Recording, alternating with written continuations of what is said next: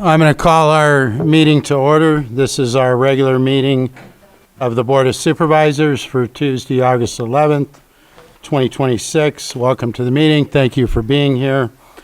Before I move into any other items, I need to go over a statement, just kind of a reminder of the rules on public comment based on a few things I've noticed over the past month. And so I'll start that now. I want to briefly review the guidelines for public participation to ensure everyone has equal opportunity to be heard in a fair, respectful, and orderly manner. Our board welcomes and relies on public comment, including criticism of county policies, procedures, programs, services, and actions of this board. Public comment is limited to 3 minutes per speaker. When your time has expired, please conclude your remarks.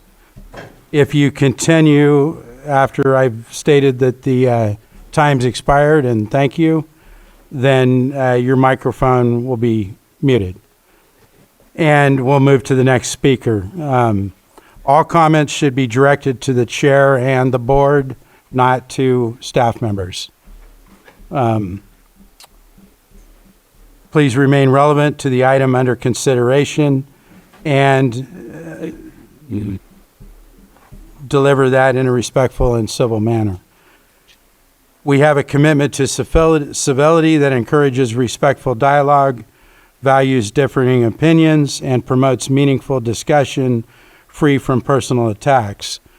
Promoting solutions is more productive than being hard on individual people.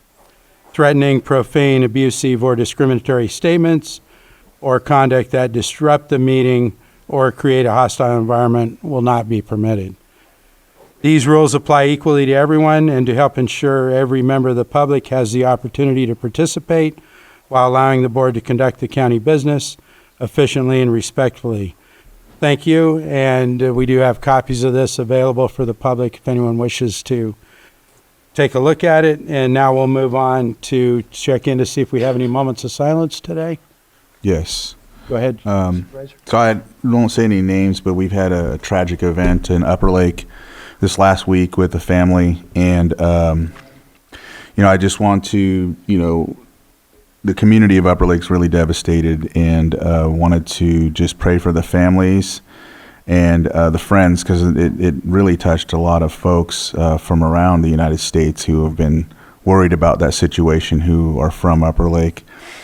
So just want to give our thoughts to them and pray for the family to recover, and in both aspects. So the father and the mother. So I'll leave it there. Thank you. Go ahead, Supervisor Mtg. Yeah, this has been something that's been ongoing, unfortunately, for many years, but in the past couple of weeks, I think it's been really highlighted, and that's some of the tragedies that we've seen on our roads. I know in the Lower Lake area, we had 2 deaths from a head-on collision.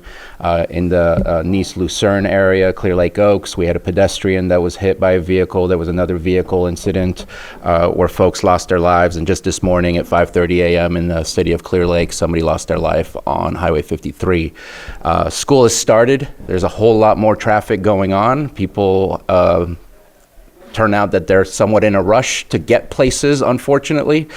And while I would definitely request and ask that we engage our law enforcement as Board of Supervisors to try and make sure that there's law enforcement out in our roads, it takes 2. It's also the drivers out there that need to do their part, and it's a struggle to continuously be at the top of the list in the state of California per capita for the amount of deaths that we have on our roads.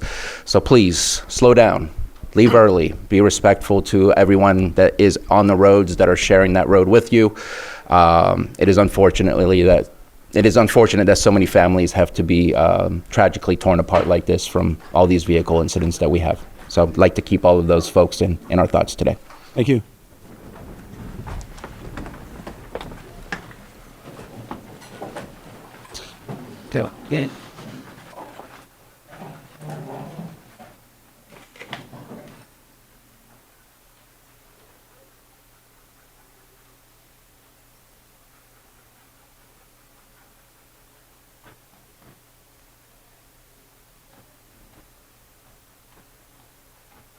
Thank you. Supervisor Owen, would you lead us in the pledge? I pledge allegiance to the flag of the United States of America and to the republic for which it stands, one nation, under God, indivisible, with diversity and justice for all. Please. Thank you. Do we have any extra items that aren't appearing on the agenda? No, Chair, we do not. Thank you. Then we'll move on to approval of the consent agenda, and I do have knowledge that we're going to be pulling item 5.3. Are there any other items from supervisors that you request to pull? Not seeing any. Anyone in the public have any items on consent agenda they wish to request be pulled? Anyone online? Okay, I'll bring it back to the board for action on the consent agenda. Mr. Chair, I move to approve the consent agenda with the exception of 5.3. Second. I have a motion and a second. All in favor? Aye. Aye. Opposed? Hearing none, that carries unanimously. And we will move on to our 902 item, which is public input. And this will be for any items that are not appearing on the agenda today. Do we have anybody in the room who wishes to speak on any items not on the agenda today?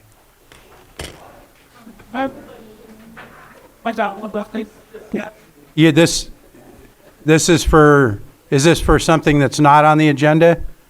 Then you need to come to the mic, please.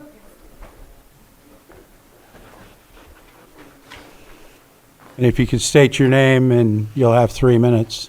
Yeah, Erin Dozel. I'm sorry, I have to excuse myself and get to another meeting. The birds were having a meeting on the way. The egrets are amazing here.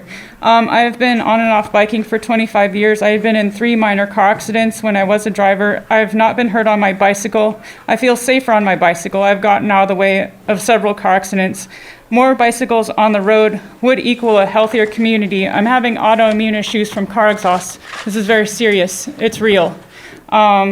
I did call and report a highway patrol officer that was idling their vehicle for a very long time in front of the massage parlor. It's illegal to idle vehicles in the state of California. I'm looking for a job with the health department. I'm going to leave my resume right here. I got to get going. I love you guys all. Thank you. Thank you. Next person.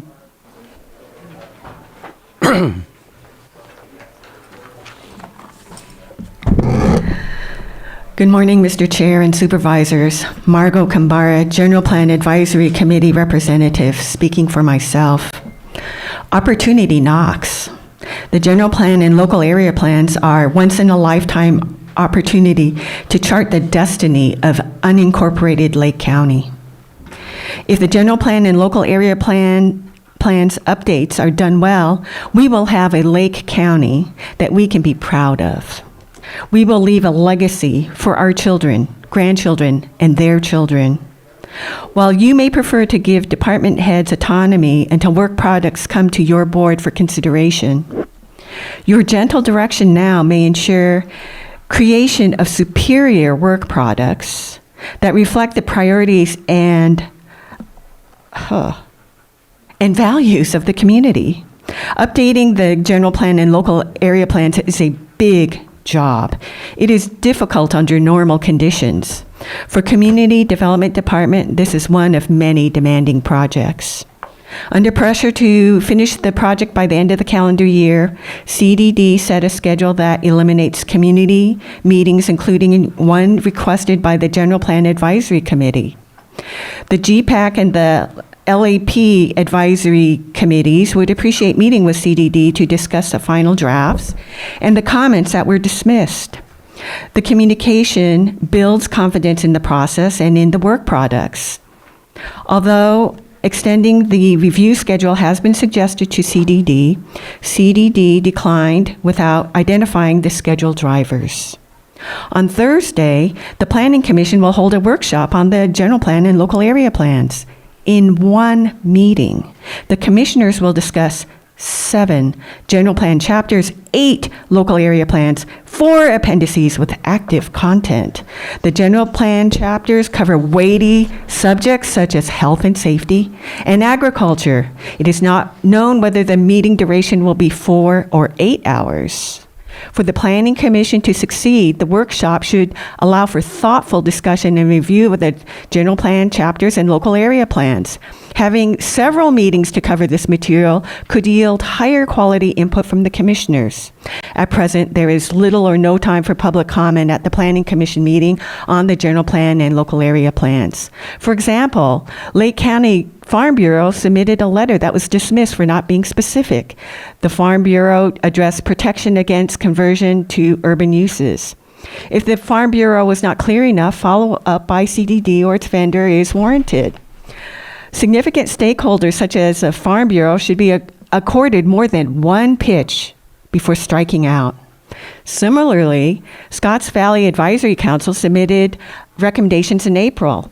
Only one comment That was the addressed. time. Thank you. Thank Do we have anyone else in the room? And we'll go online. No hands? Okay. Then I'm going to close. What was that? No, Okay. I can still use their one. Zoom user 1, go ahead and state your name. You'll have 3 minutes. Guy Lewa on Pillsbury Family Farms. There comes a time when protecting what is wrong stops looking like loyalty and starts revealing the values the government's protecting. What the community would consider as a weakness seems to become a known strength in our local government, knowing that something is wrong and choosing to protect it anyway. And that speaks directly to the value of the public trust that this board shares with the community.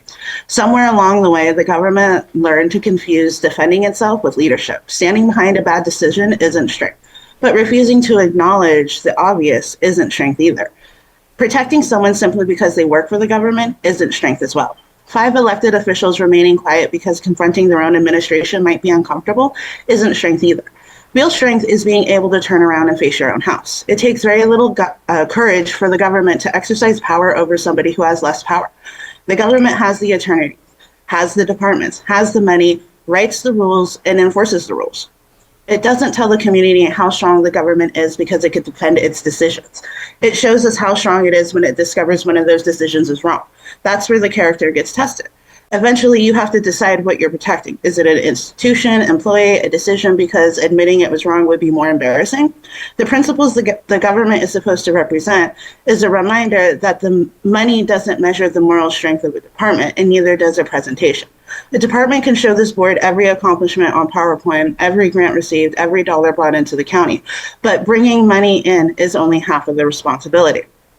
It's easy to celebrate it when it's coming in, and the accountability begins when you're just as willing to examine how the money went out.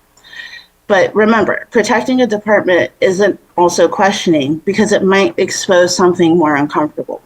Integrity is being able to follow that money and question the decisions being made with it. And as a reminder, accountability is an attack on the government. Accountability is what keeps the government worthy of the authority the people will have to have it. And public trust isn't something that the board is entitled to just because you were elected. It is something that you earn by what you're willing to question, what you're willing to correct, and what you're unwilling to protect when you know what's wrong. That's the integrity that I hope this board chooses to represent going forward. Muleha. Thank you. No other hands? No, there. I'll close public comment and move on to our 903 item, Pet of the Week. Oh, but. You already get it. I told you that was the pin. Good morning, everyone. I'm Officer Rue of Lake County as a control. This is Rolo. Rolo is a 1-year-old pit bull mix. He's a bit high energy at first, calms down though, as you guys can see a bit. Loves toys, loves other animals, and he is up for adoption at the shelter as of now. He's been with us since June. So come on down, do what other animals we have. If you don't like Rolo, we have plenty of others. It's not that difficult. Step on that stick. Thank you for coming in today.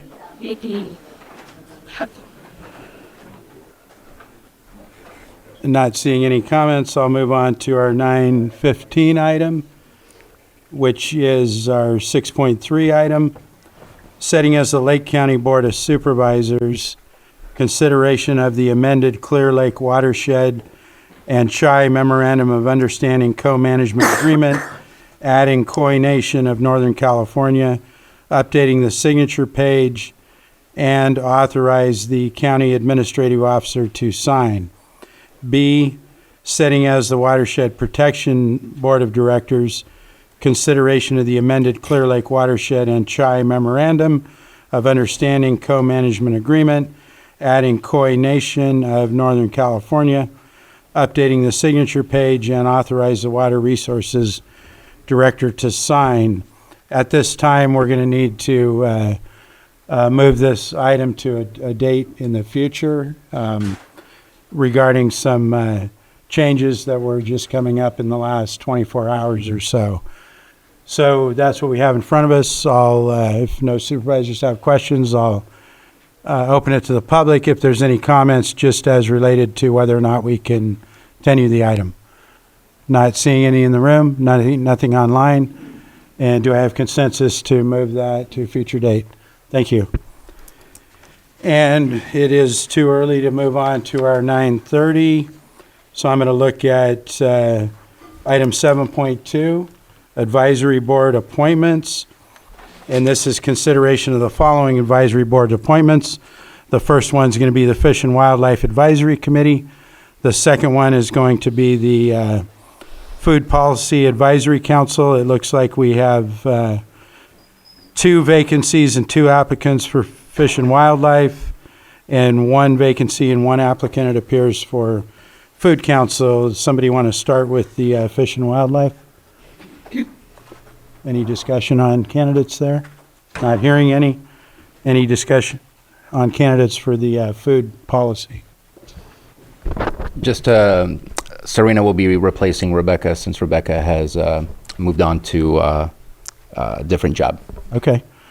All right, so I'll open it up to the public in the room. Is there any comments regarding these applicants or positions? Not seeing any, nothing online. I'll bring it back to the board, and let's start with Fish and Wildlife if somebody wants to make a motion. Or Move to approve Sarah Ryan and Andrew Scully to the Fish and Wildlife Committee. Second. I have a motion and a second. All in favor? Aye. Aye. Opposed? Hearing none, that carries 5-0. And I move to approve Serena Onate to the Food Policy Council. Second. I have a motion and a second. All in favor? Aye. Aye. Opposed? Hearing none, that carries 5-0. Now we're going to move on to 7.3, consideration of an appointment to the Lake Pillsbury Fire Protection District Board of Directors. And it looks like we have 1 applicant for a vacant position. Is that correct, Johanna? Okay. Any questions from board members? Anybody in the room that wishes to speak on this applicant or this board or position? Not seeing anyone online? Bring it back to the board if somebody wants to make action. I will motion to appoint Corrine Maskell to the Lake Pillsbury Fire Protection District. Second. I have a motion and a second. All in favor? Aye. Aye. Opposed? Hearing none, that carries 5-0. And reports or, okay, I'm going to go on to reports. I probably surprised you guys with that. So I don't know if I'll go first today. I just have a couple things. And I wanted to give a shout out to our Water Resources Department. On July 17th, I was notified that that a boat that had been in the water in the San Joaquin Delta for 8 months had been trailered into Lake County. Fortunately, the owner took it directly to our inspection station down at the county corporation yard. Our 2 Quagga ramp monitor folks that were assigned to that inspection station and decon station noticed suspicious material in numerous places on the hull of the boat, notified the Water Resources muscle staff who went down there. believed that it appeared that it could be mussel material, so they collected it all and appropriately quarantined that vessel. There was water in the inside the vessel, which could have housed mussels as well. So that was deconned twice, and the boat was quarantined for 30 days. And the material was collected and sent to the lab. Fortunately, a couple days ago, it came back tested negative, but wanted to shout out because they did a good job responding, and this is exactly why we have that program, to prevent these kind of things. So everything went correct on that. The next one, I wanted to give a second shout out for Water Resources Department for their staff going out yesterday. As you've heard me talk about before, we have a group of volunteer trails workers that have been working all summer, keeping debris cleared off the trails, so they're available for public use. We've got a fire road out there that had a lot of down logs and stuff on it between the gun range and Adobe Road, and that was beyond the capacity of volunteers.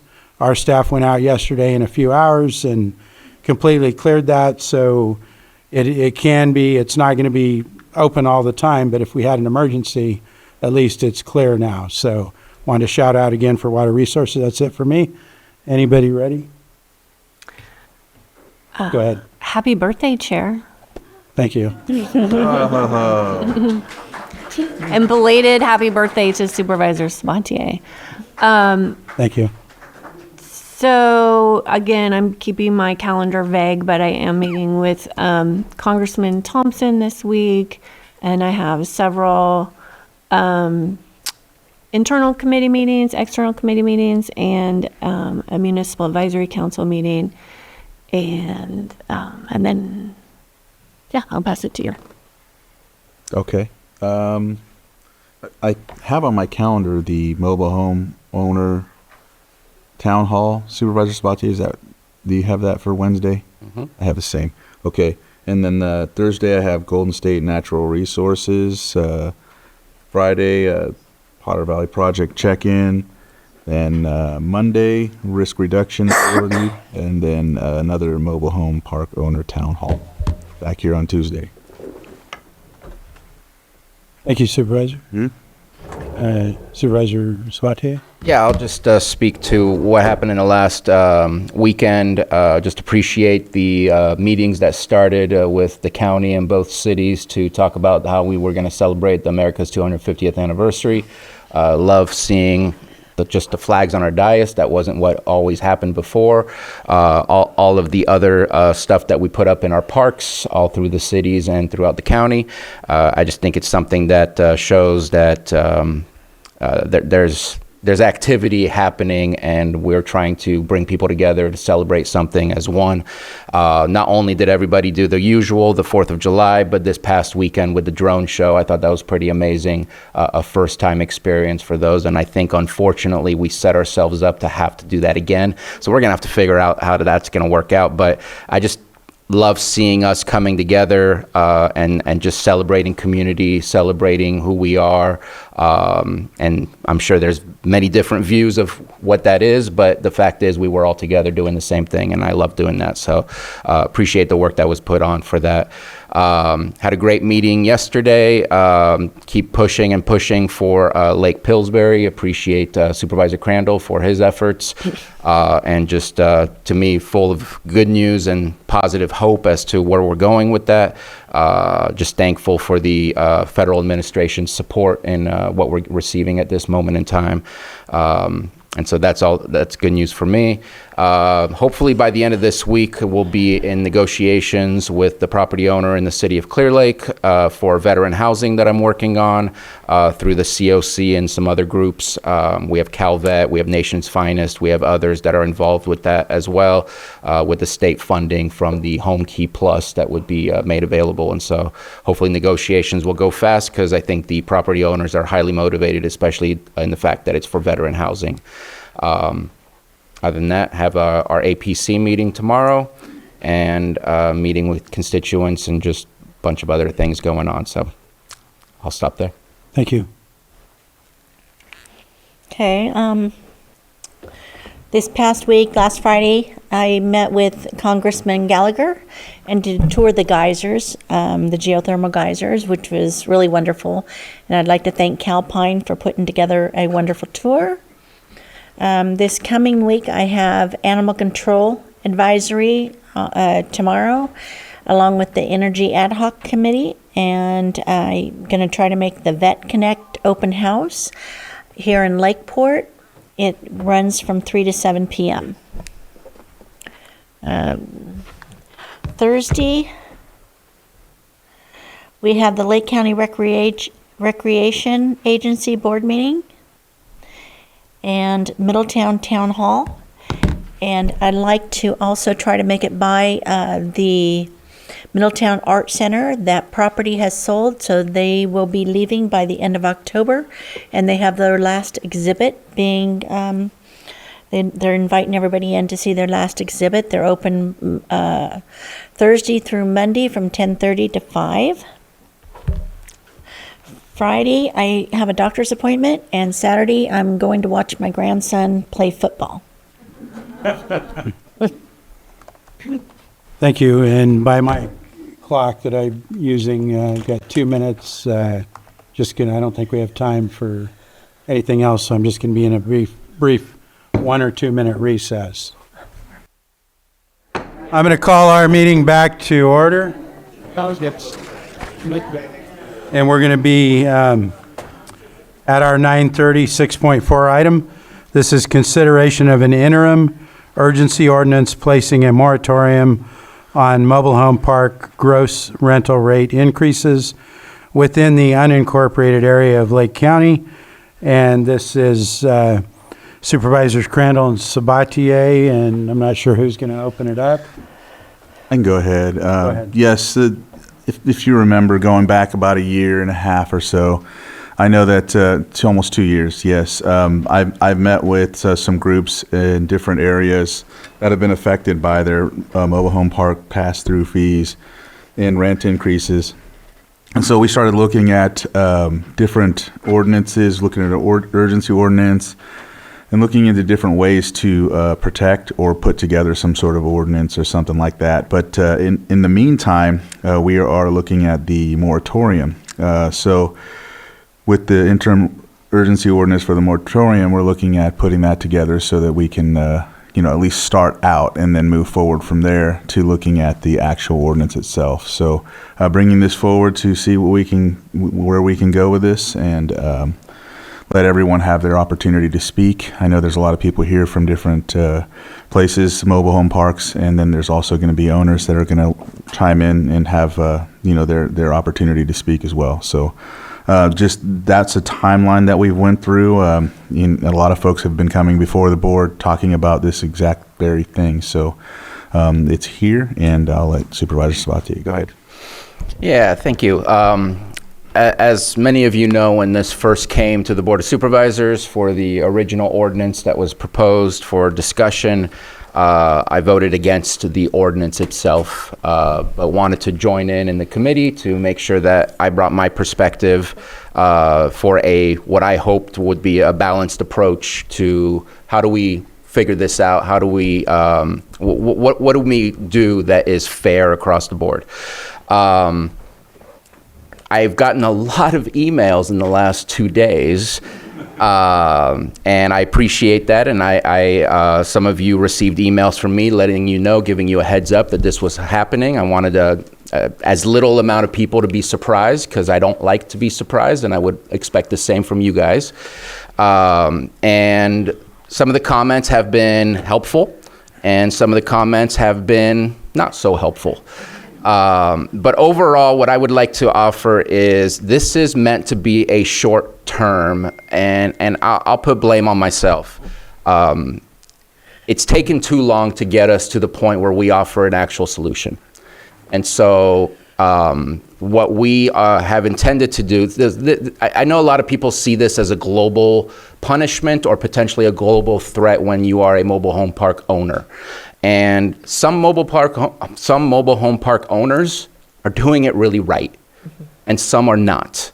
not all mobile home park owners are equal, just like not all mobile home owners are equal. Everyone has their own perspective and do their own things in their lives. And so until we really start talking about the RSO, the rent stabilization ordinance that we have been working on, a lot of the emails were more about the specifics of what rent stabilization looks like, and this is not what this discussion is. That will come at a later time. And so what I want to do is I want to be respectful of the emails that I received and from the perspective of the mobile home park owner, in the sense that you will be prohibited from doing something, and not the other side where the mobile home owner will be prohibited from doing something. And so I'd like to put a time limit and hope that that can help maybe alleviate the potential stress or the potential concerns that mobile home park owners are going through, and say that this will expire within 60 days. Not that it will be continued, because it's a 45-day moratorium. It can be extended if we want to. And I'd like to offer that we put in a expiration date. Obviously, we can change that if we want to, but that's not my plan. My plan is to say this is the deadline that we need to bring an RSO back, because we shouldn't put people in a position where they're prohibited from doing something rather than getting to that final discussion and then deciding what it is that we are going to do. And that's going to be up to this board to make that final decision. So I used to be a landlord. I managed 4 different units, 3 units in one house. So I understand the potential financial stress that mobile home park owners might be feeling from having this conversation today. And I would like to make that suggestion that we put a deadline, to put a fire under our seats, to make sure to come back with the final potential solution, so we can have the final discussion and make a decision of where it is that we're going to go. It would only be a 60-day pause on increase of rent. After that, it would expire.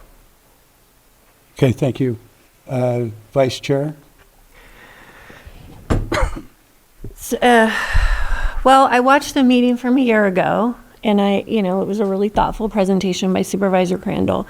And the direction of the board was to form this ad hoc committee, engage with stakeholders, bring back an ordinance, and also look for other relief measures.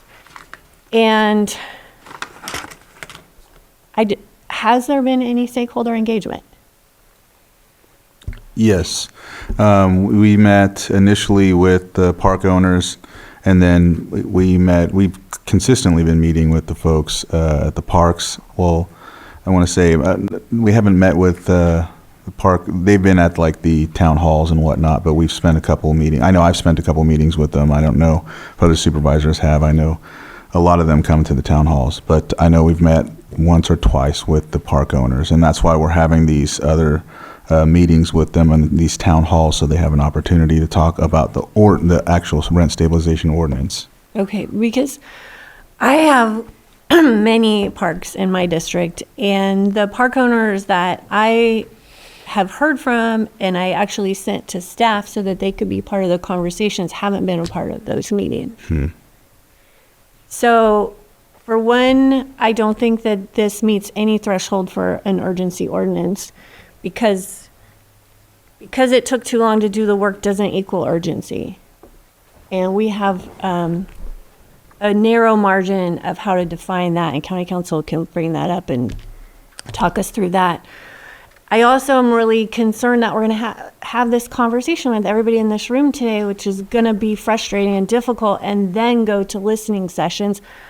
I feel like it's a little cart before the horse. I would really have appreciated having these workshops where everyone could engage and talk and work collaboratively, find common ground, and then bring us back something that we can, that we all feel good about, that we can work on and we can pass. But right now, I just really don't like how we've kind of dropped this ball on everyone. Yes, they had a couple days notice, but you spent the weekend, and the folks that have been showing up here for a year too. We should have had something to look at before this, and we should have had everybody engaged. And trying to push this urgency ordinance is not appropriate. Supervisor Owen. Well, I'm actually in support of the urgency notice. I originally, when this came before us over a year ago, I was absolutely opposed to it because I do not believe, my core beliefs is I'm against government control and overreach. However, since then, I've learned of of some of the parks taking advantage of our elderly, and my sympathies are with them. And I think that for that reason, we need to get involved. And so I am for putting something forward to buy us a little more time while they can do the work. This is not a quick fix. And all of us are on committees, and all of us get kind of dirt thrown at us from time to time because we haven't moved our committees that we are on forward quite quick enough to meet other people's standards. And it is a long process to get through and to come up with something well designed that can work for everybody. So in my opinion, I think that our constituents have been waiting for over a year, and I'm actually glad to see something come forward to help them. My question was whether we could, to our CAO yesterday, was whether we could retroact it back, but apparently we cannot under an emergency ordinance. So I'm in favor. Okay.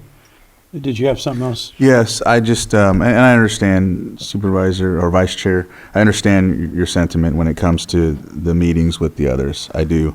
I just know that in the initial discussions of all of this, and I think that's why the moratorium's coming first, is because the specific park owners, not all, and it's unfortunate, have been very retaliatory about this discussion and have affected numerous parks and seniors with their enhancement of fees. There's even a threat to close down a park right now just because we're talking about, so it's one of those things where, in a way it's like, well, if we stop or don't do it, then these bad actors kind of get away with that. And so I know it's a couple of bad apples that are making it hard for the rest, but I know in different counties they have moratoriums or ordinances in place to protect their people, and I just think that we need to be on board with that. So it's unfortunate, but before we do the ordinance, we will have these meetings with the town halls with these folks, and they'll have the opportunity to come forward before that ordinance is made. In the meantime, the moratorium is just there as a stopgap to make sure they don't throw any more, fees or anything on top of it. Okay. So before I make final decision, I'm going to have to hear from all the public comment, but I've got several concerns and legal questions. I'm examining all this from a procedural and legal standpoint, so I need to get these questions out. Also, I want to make sure the public hears what my concerns are in case they want to, respond to any of that in public comment. But the first concern that I have is with the findings and recitals in the ordinance. These ordinances, urgency ordinances, have to have clear evidence of a threat to public safety, health, and welfare. I'm not convinced at this point that the recitals in that are in full are strong enough to withstand a judicial review. So when we're crafting legislation, one of the things that we should be looking at is, will it uphold a judicial review if it gets challenged? So that's what I want to, ask about for that. I also don't see any framework regarding what county agency will administer this ordinance. What county agency will enforce it? So would that be admin? Would that be community development? Who would that be that would do the enforcement and the administration? I'm also concerned that we have no fiscal analysis for the ordinance. We don't have any idea what it would cost to administer and enforce. Also have some questions about the gross rental. It's very clear on some examples of what wouldn't be part of it when you're talking about the electricity, power, or electricity, water, garbage, things like that. And I think it's open for, there could be other fees that happen in some of these parks that I'm not aware of. I haven't got feedback on it. And if so, for example, like extra vehicle parking fees or something, I don't know if any park has anything like that or any other fees, but that's a question I have. I think the strongest aspect of the ordinance is where it talks about preserving the status quo. The courts look at that, and that's a strong provision for these urgency ordinances, but we've also got to satisfy the evidence to withstand a judicial review on does it meet the law for the urgency. I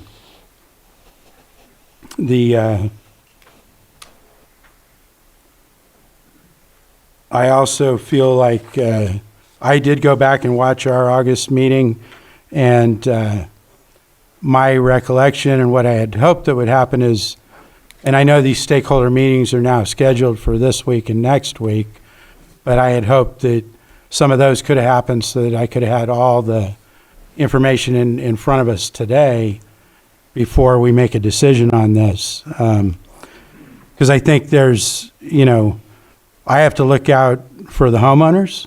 I also have to look out for the interest of property owners, and I have to look out for the interest of the County of Lake and its capacity to handle something. The other thing that I don't see in the ordinance is a appeal or a due process procedure. Like if somebody had a dispute on either side, whether it's a homeowner or a mobile park owner, I don't see the framework for an appeal right to ensure that we have due process. And, under the 14th Amendment of the U.S. Constitution, due process, appeal rights, people have to be able to be heard. So I'm concerned about that. And I think that's a summary of what my questions that I feel like I need answered before I can vote on an urgency ordinance. So with that, I don't know if there's anything else from the board before we open it. It looks like, yes, go ahead. I mean, I would love to hear some of those responses. I have responses, but I think I'd prefer Mr. Guintavano provide some response to some of those questions. It's not an apology, but we did work with our county council. You don't see his signature on there. We didn't give it back to him for his final signature, but this has been approved by county council, so it has been reviewed. But I would love to hear some of the responses that he has. Go ahead if you have information you want to offer to the board. Sure. Thank you, Mr. Chair. So just briefly, urgency ordinances are primarily governed by government code, for counties, government code section 25123, wherein typically regular ordinances become effective 30 days after the date of final passage, except for specific circumstances, one of which is those ordinances that call for the immediate preservation of the public peace, health, or safety, which shall contain a declaration of the facts constituting the urgency and shall be passed by a 4/5 vote of the Board of Supervisors. So typically with urgency ordinances, the declaration that's being referenced in this statute would be located in the recitals, and that's outlined there. And for your board's consideration, should your board decide to adopt this ordinance, which would become effective immediately upon 4/5 vote of the board, staff would recommend that an additional recital be added to that, and so that this ordinance would be offered as amended for your board's consideration, and that recital would be, in quotes, therefore the Board of Supervisors determines that the ordinance is urgently needed for the immediate preservation of the public peace, health, safety, and welfare pursuant to Government Code Section 25131. or 25123 rather, which is what I just quoted. And as to the issue of the 14th Amendment and due process that was mentioned by Chair Rasmussen, that does speak to the urgent matter that's being proposed to your board, which is reflected in the recitals. And your board has discretion to add to those recitals to reflect the urgent nature for purposes of the immediate preservation of public peace, health, or safety, some of which have been referenced in the recitals themselves in support of that section, which is 25123 sub D of the government code. With that, this being an urgency ordinance, those appeal rights that you referenced or due process procedures that would typically be present in a regular ordinance, which is from your board's discussion here is being worked on, would not necessarily be required in an urgency ordinance so long as these urgent factors are reflected in said ordinance. Thank you. Do we have anything else from the board before we open to the public? Go ahead, Supervisor Hunt. I would say this absolutely qualifies for our constituents' peace. If they're not able to buy food, etc., because of the rents going up so much, that's health and welfare. So I would say this qualifies. Thank you. Go ahead, Supervisor Sabatier. And again, my suggestion is a 60-day maximum and then expiration. So this is not a permanent thing. And I guess a glimpse of the thought process that our team has had, which do want to thank Director Turner, our Deputy Director of Housing, Lisa Judd. I hope I said the title correctly. Deputy Administrator. And also Director Dillman Parsons from Social Services has been working alongside with Supervisor Crandall and I on this. But part of the thought process was that as of if today this is approved, and if the RSO is approved, then it would go back to this date for the review of what increases have occurred. Were those, if there were any increases, then they would go ahead and have the enforcement mechanism triggered. Nothing between now and the RSO would trigger an enforcement at that moment in time. And there is not a specific department at this moment in time. Because there will most likely, if approved, go out for an RFP for a contractor to do the work. So at this moment, there is no specific department that will have a workload. There is no enforcement between the time, but the enforcement will come eventually to ensure that nobody breached what it is that we are asking for a pause on 60 days. And that enforcement will come when we're finalized, if approved, through the RFP process. Would it be complaint-driven, I surmise? We're going to be reviewing, if approved, we eventually will review every rent Okay. for mobile home parks. So I don't want to get too deep in the weeds of the Okay. RSO, but it does have a reason to explain those aspects to at least help respond to some of the questions that you asked that were not responded to by county council, because that's not the legal questions. Okay. I'll just Go say, well, given all that, and this urgency ordinance is the only thing between us, there's a lot of uncertainty that we don't have before us, and that really makes me uncomfortable.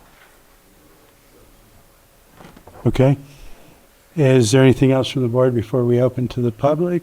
I guess I'll make one more comment, and I don't mean to be combative or argumentative. Again, coming from my experience as a landlord, 60-day waiting period, if that's a problem, then your planning of being a landlord has other problems. If 60 days waiting period to ensure that people don't continuously have to pay for a fee that should not go up the way it has gone up for certain areas, that is a good thing. So the discomfort of one versus the other does not balance out to an equilibrium. And so I think we need to think about that.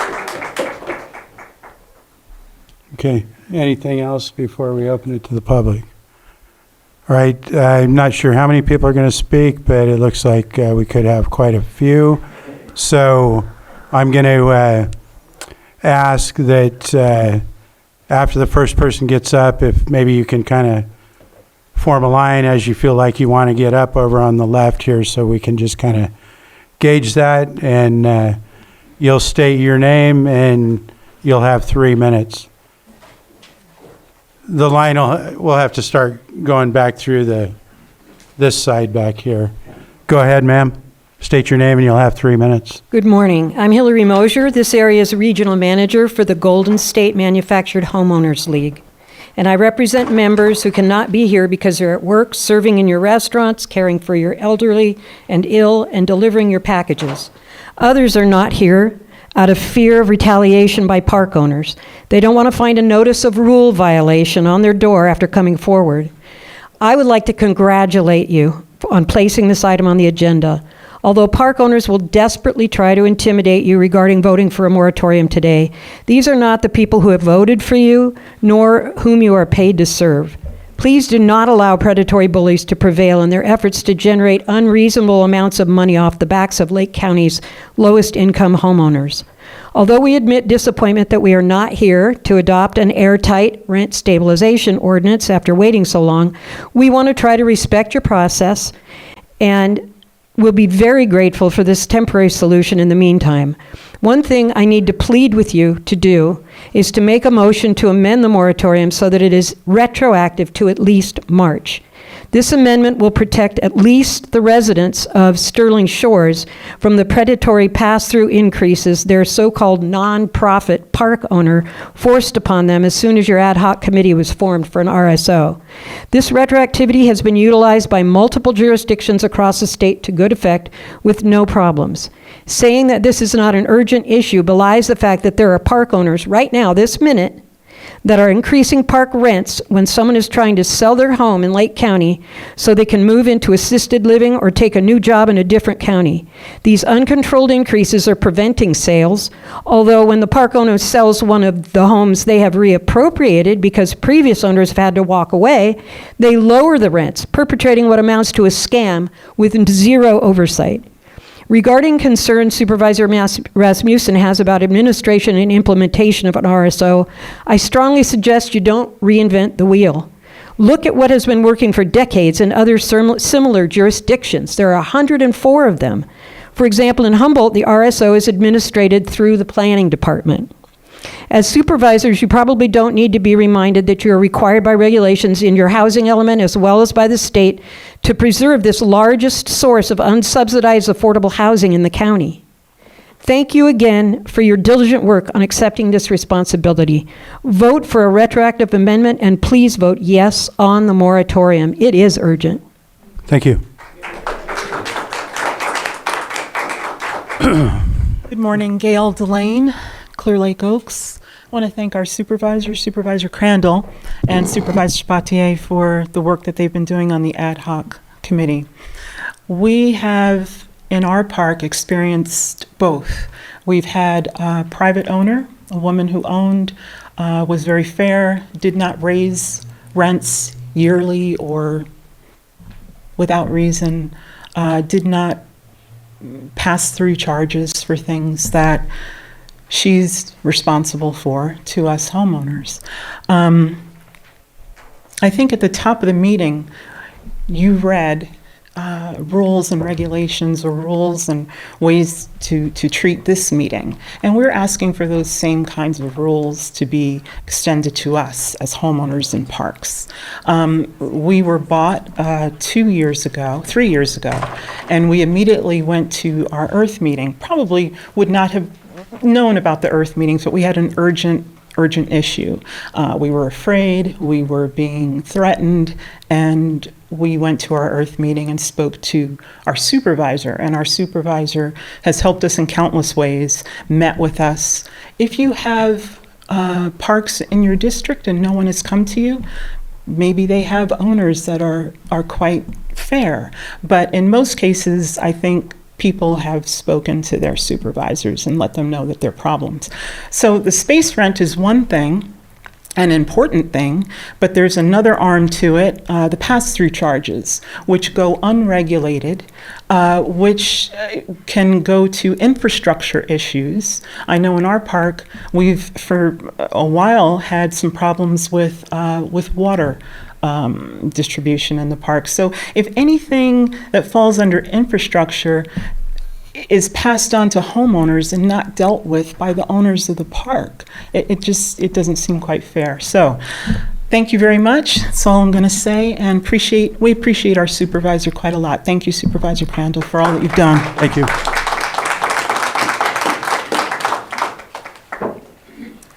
Hi, my name is Sarah Long. I live in Meadow Point Park, which is in Upper Lake. I've been trying to sell my home for 5 months, and I have not had a single offer. Neither my realtor nor I have heard a single negative thing about my home itself or my asking price, which I have reduced by $10,000. Everyone is walking away because of the lot rent. In December of 2025, our lot rent was increased by $350. It's worth noting that the stated reason for doing this was that a rent stabilization ordinance was on the table and they wanted to get ahead of it. I've gone to a town hall, I've spoken to the owner of the park myself, and that was his given reason. So passing an urgent moratorium would make sure that what happened to my park doesn't happen to other people's parks. We do get a statement credit for $350, but it can be taken away any moment. Without that credit, my rent is $995, which is far too much for Lake County, and it's far too much for the retired people that live in the park with me. It's also worth noting that that wasn't the only rent increase that year. Our rent was increased March of 2025, December of 2025, and March of 2026.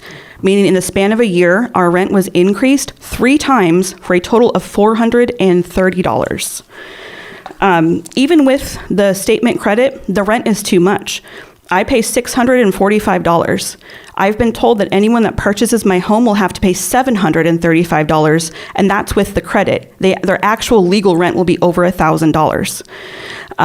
Meanwhile, the park has been selling homes in lots and charging less lot rent than that. Sometimes they're charging buyers of their homes less lot rent than I pay right now. It is because all of this that I am asking, whether it's temporary or permanent, that we get some sort of stabilization ordinance in place that is retroactive back to December of 2025. So my neighbors and I get this $350 credit that could be taken away any moment out of hanging over our heads. I ask that there be a limit to the amount of times within the span of a year a park can increase lot rent. And then I also ask that, and this is really important for me in my case, trying to sell my home, that there be a limit to the amount that a park can increase lot rent for incoming tenants. I can no longer afford to live here. I moved here from Ukiah because it was cheaper. Now I'm being charged Ukiah rents. I do apologize, but if we can speak specifically about the moratorium and not the future. Oh, sure. Yeah, so I guess just in summary then, our rent was increased $350 because there wasn't anything in place. And if you pass the moratorium, it will help other parks not have to deal with what we had to deal with. Thank you very much. Thank you.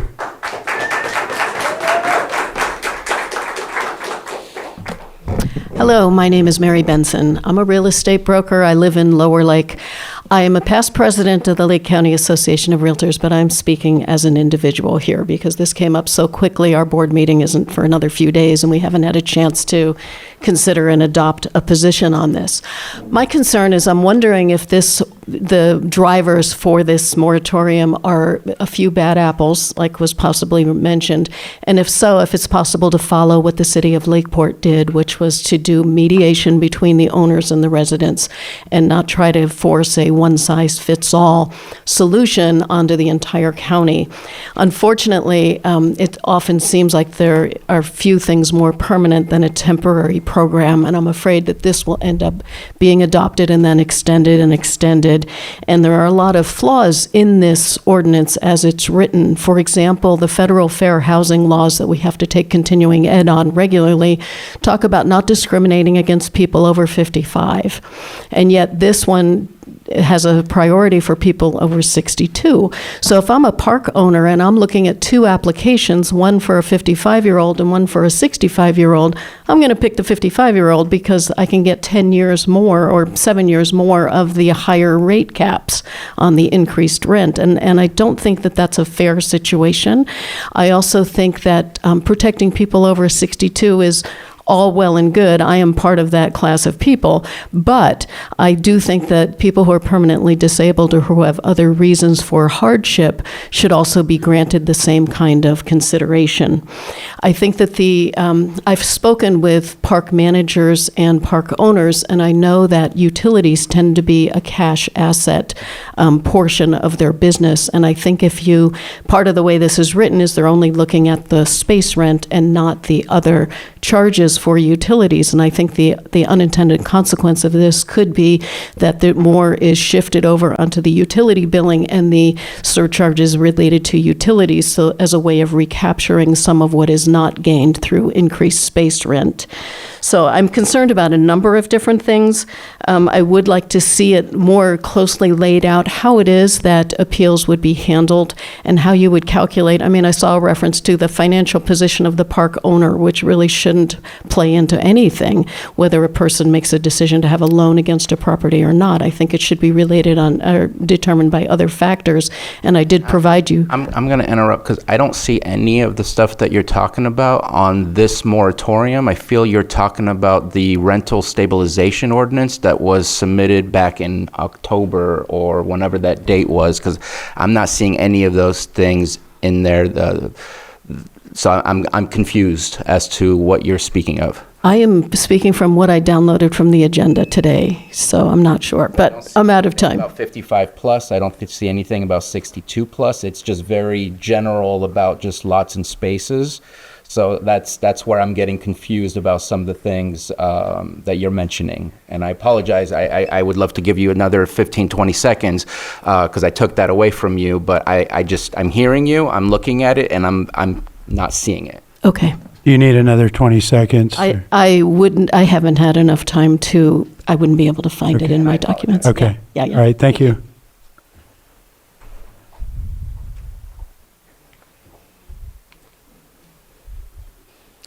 Good morning, Super Rasmussen and members of the Board of Supervisors. My name is Tracy Bajat. I'm the Chief Operating Officer of the Caritas Corporation. Thank you for the opportunity to speak with you this morning. Caritas is a nonprofit affordable housing corporation. We have been providing affordable housing for 30 years. We have 33 mobile home parks throughout California and in the state of Oregon. Caritas has owned and operated Sterling Shores Estates in Lakeport since June 2014. As a nonprofit committed to preserving affordable housing, we take very seriously both our responsibility to our residents and our obligations under the regulatory agreement with the county and our bond covenants. I'm here this morning to request the board's support in opposing the proposed moratorium and support regarding pass-through of certain operating expenses at Sterling Shore. We have been extremely generous with rent increases at Sterling Shore.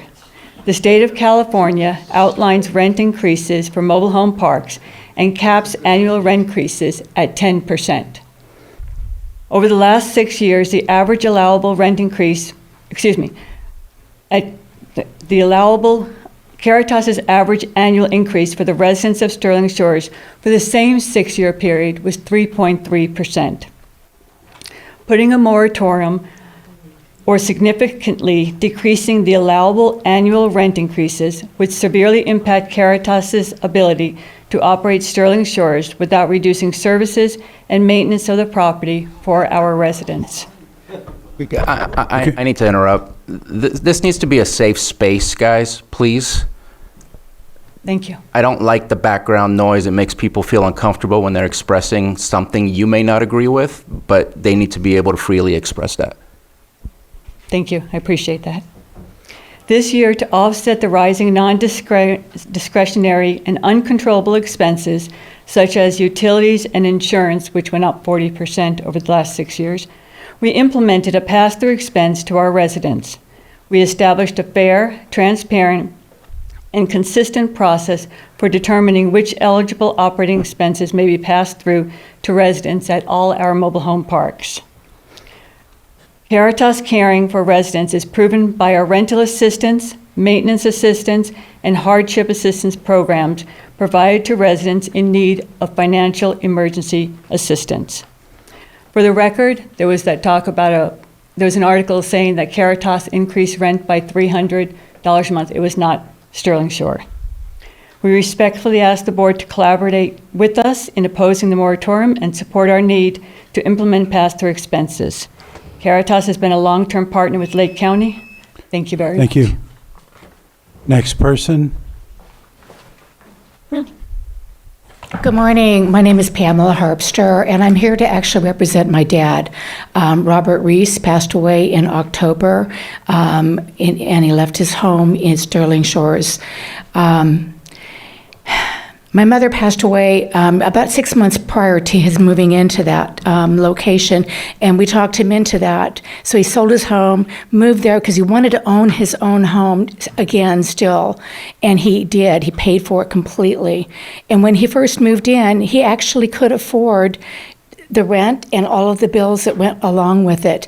The bills, or the rent at that point in time, 5 years ago, was about under $550 a month. It is currently $860.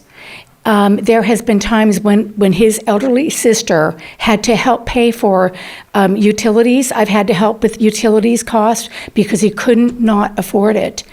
If he came back today and tried to apply for the home that he left, he would not qualify based on his income today. But he qualified 5 years ago. So that's the difference that you're looking at. What happens with a person's income actually stays still. If you have a couple that lives there that can afford it based on their 3 times the amount of rent, based on their income, if one of those individuals passes away or moves out, that other left individual will have to move out because they can't afford to be there, and they will not have 3 times that amount of rent. I'm trying to sell this place, and I'm having a heck of a time, and I can't seem to sell it. I've had one person actually put in a bid, and they did not qualify. They had just sold a house, a $300,000 home, but they couldn't qualify for this rent. I mean, for the space rent for the home that they were buying. Nonprofit, I understand. I worked nonprofits many years. I'm probably going to have to walk away and leave this home for a nonprofit when my veteran dad could not afford to live there anymore. I don't know what to say. I do hope that you guys pass this along because I think we need to protect our individuals. We're putting a lot of effort into low-income housing.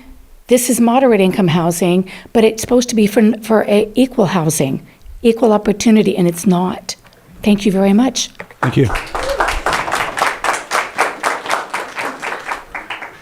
Good morning. I'm Tom Flanagan. I live at Sterling Shores, owned by Caritas. First, I wanted to thank EJ and Bruno for all the work they're doing, and I know they're talking to lots of people. Jessica, you don't think they are, but they are, and we're one of them, 2 of them. So many, I'm trying to think of a diplomatic word, lies and obfuscations are going on, but I'll just touch on a couple of them. The lady from Caritas said they've had a 3.3% interest rate average for the last 6 years. That sounds really good, but 6 years compounding even 3% is 20% increase for those 6 years. So it's not good. It's not small.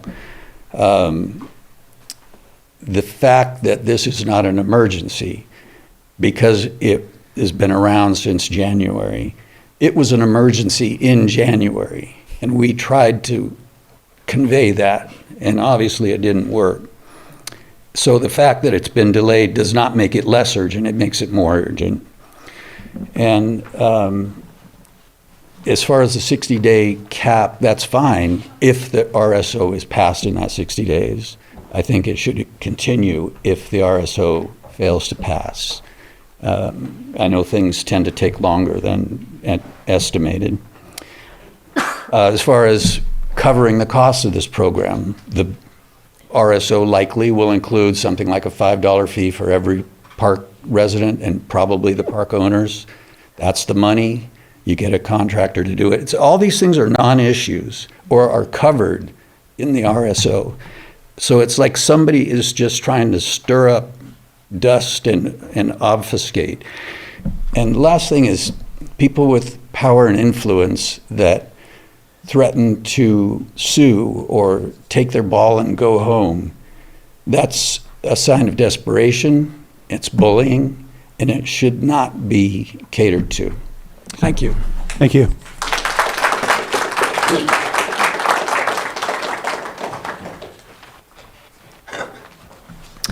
Good morning, EJ, Jessica, Brad, Helen, and Bruno. Nice to be here.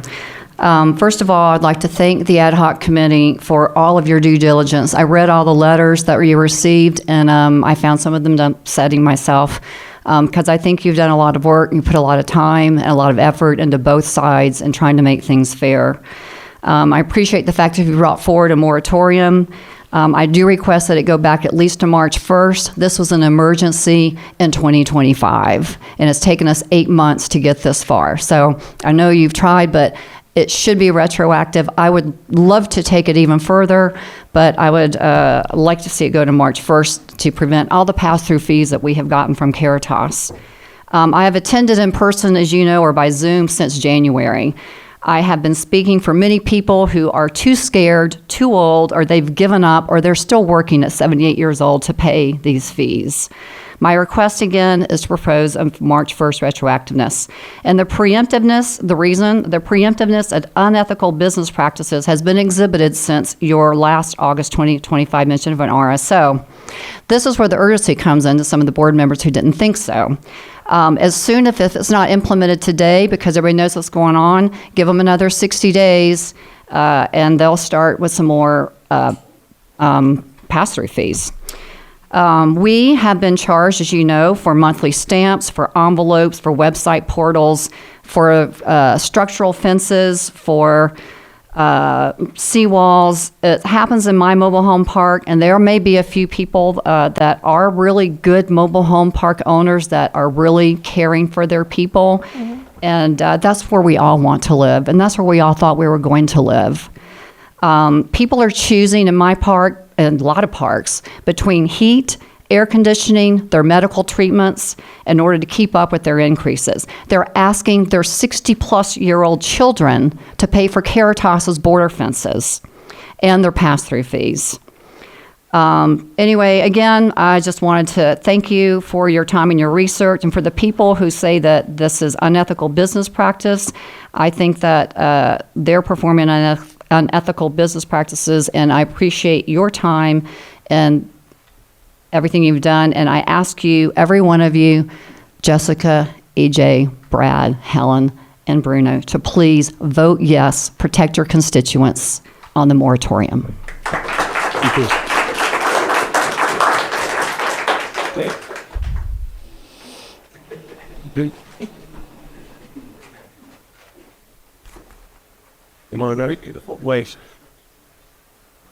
Good morning, supervisors. I'm Steve Zerker, and this is Melody, my wife.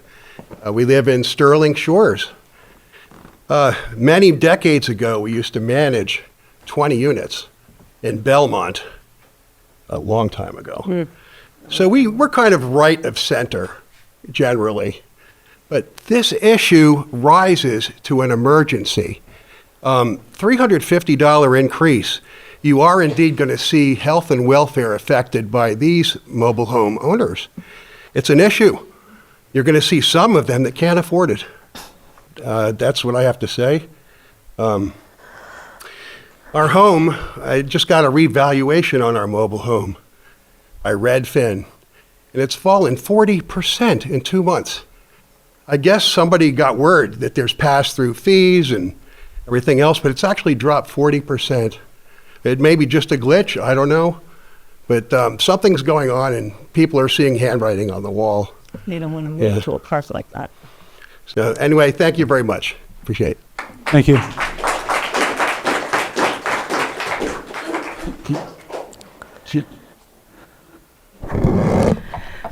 Good morning, Mr. Chair, Supervisors. Margot Kambara.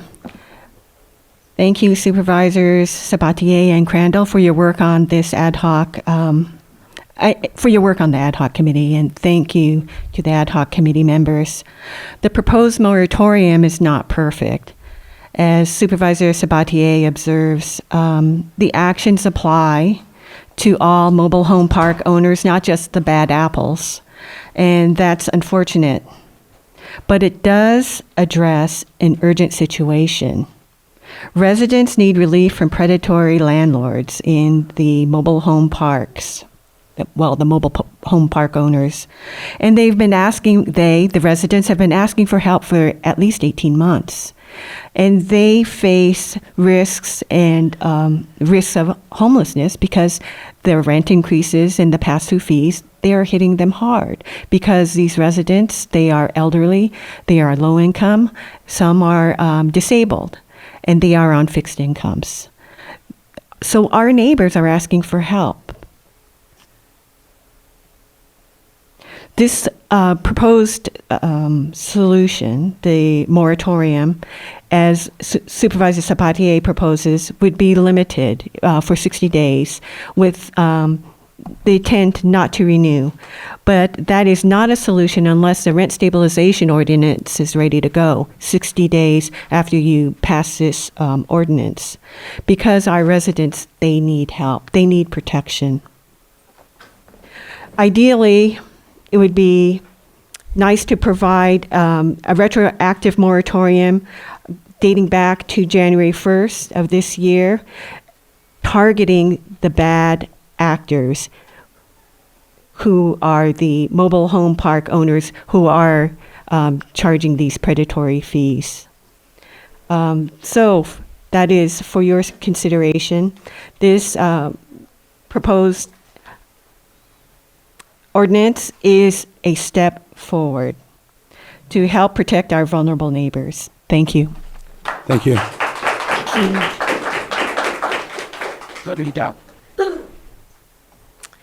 Hello, my name is Paula Bond, and I'm with Canocti Shores. And I urge the board to vote no on the emergency moratorium.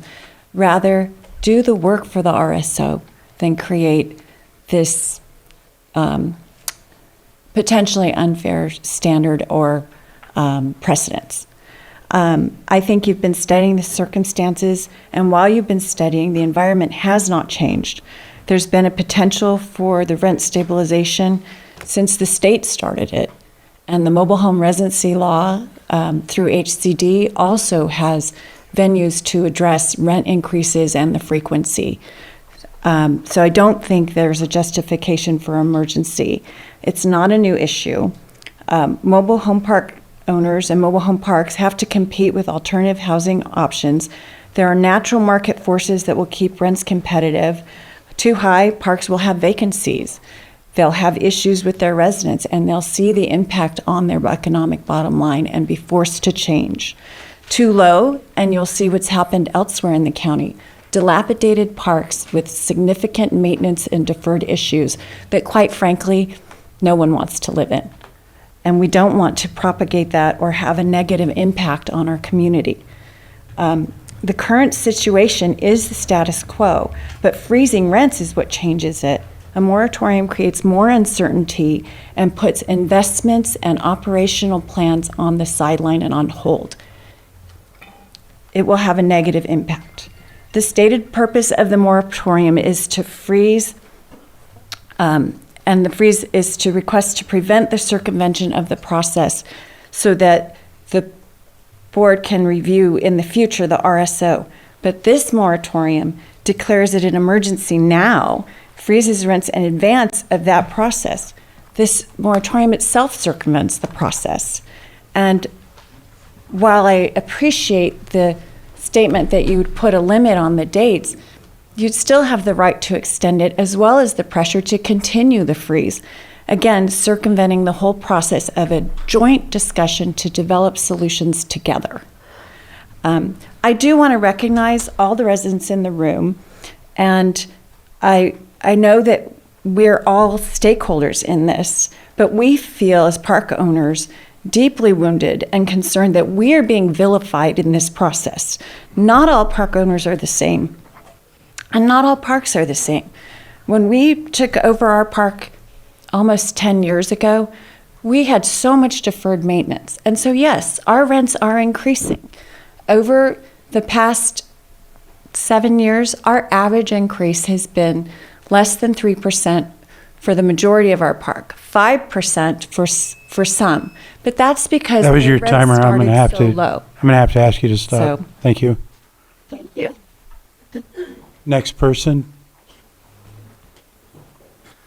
Good morning, Supervisors. My name is Salo, and I'm here on behalf of WMA and mobile home park owners and managers in Lake County. We come to you today with a deep concern about this agenda item and the work of the ad hoc committee. A rent freeze is a radical policy that should only be used in cases of emergencies, such as a natural disaster. There's simply no reason for this board to freeze rents. There are no high rent increases happening in Lake County right now, or cases of residents receiving notices of high rent increases. There's simply no rent emergency here at all. In fact, the only emergency is the message that this county sends by continuing to discuss radical policies such as rent freezes and rent control. Leaders in Lake County are constantly discussing ways to attract more people and more commerce to this county. Sending such an anti-business and anti-housing signal such as this would do the direct opposite. Supervisor, as you stated, this rent control discussion has already been going on for over a year, and there haven't been any high rent increases in retaliation or in response. Actually, the only responses to this long discussion has been that of pulled investments. I know that you're well aware of investments that should be happening in this community right now that are not moving forward because of the existence of this discussion. Imagine how many other similar situations exist. When you voted to create this ad hoc committee to study this issue, I'm confident that fact-finding was one of your principal goals. So let's ask ourselves, has this ad hoc committee done any fact-finding? No. Zero. What data, what facts did the ad hoc committee use to arrive at this radical conclusion? Did they research historical rent data? No. Did they talk to the park owners and residents to hear both sides? No. I'm sorry, Supervisor Crandell, we had 0 meetings with you since the creation of this committee. It is simply not true. It's also not true that seniors are being abused or that there's any retaliation going on. Calling a nonprofit a bad actor? If a bad actor or nonprofit can't make it work in this county, what hope do any other housing providers have here? You're hearing unsubstantiated rumors, and that's why it was so important for the committee to do fact-finding, which they did not do. If they did, they would have found that increased rents in this county have been largely consistent with the rate of inflation. WMA works with mobile home park owners and managers throughout the entire state. We've had multiple meetings with ad hoc committees, and this is the first time that I've ever seen an ad hoc committee come back and report its findings without ever meeting with residents and park owners or doing any fact-finding at all. And now the committee wants to have these listening sessions, and in doing so, want to exclude most of the park owners by removing any option to participate remotely. It's completely unacceptable. It's time to put a stop to this. Lake County housing providers and residents need stability and predictability. WMA and park owners continue to be willing to participate in the process, but that's simply not what this ad hoc committee is looking towards. For the good of the county, its residents and businesses, we urge the board to put an immediate stop to this by dissolving the ad hoc committee and tabling any future discussion about rent control in Lake County. Thank you. Thank you.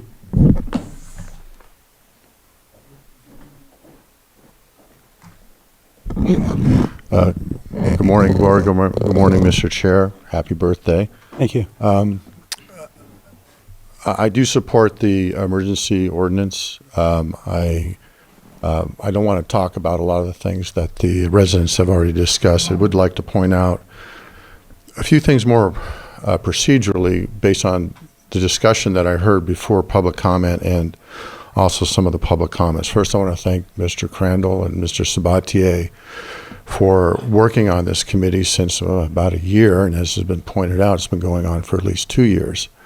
So anyone who thinks that this was a surprise and that this was all of a sudden hasn't been paying attention. And I find it disappointing and concerning that that would be used as a pretext for trying to not support an emergency ordinance.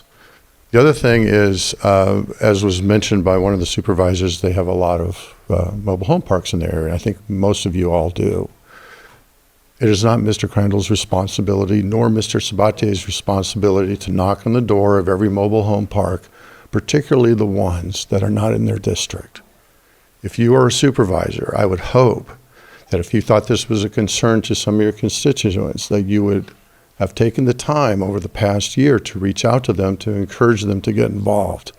If they have failed to get involved, or you have failed to reach out to them to encourage them to get involved, then you can't use that as an excuse for not supporting the ordinance or supporting any ordinance.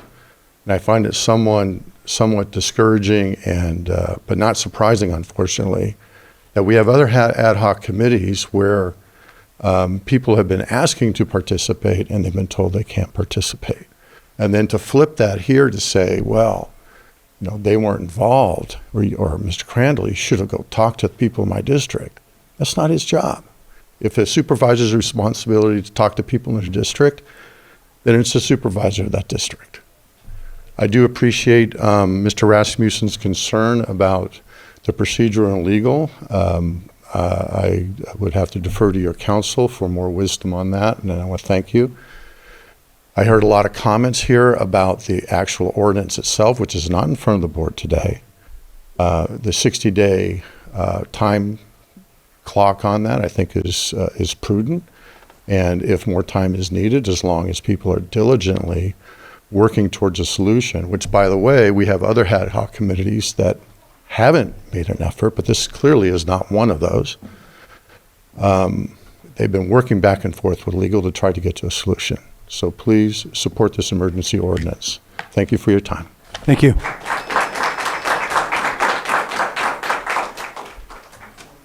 Hi, Elaine Brown. Two words were mentioned in this room: global and actors. And subsidizing is the key word here. There are people who used to subsidize situations like this. Case in point, you can get eggs at grocery outlet for $1.99. A year ago, everything was $10 everywhere, and in Lucky's and Santa Rosa's are $8.99. That's subsidizing. Someone is subsidizing for the poor. There's people who rule over these situations, and you have to think about the view.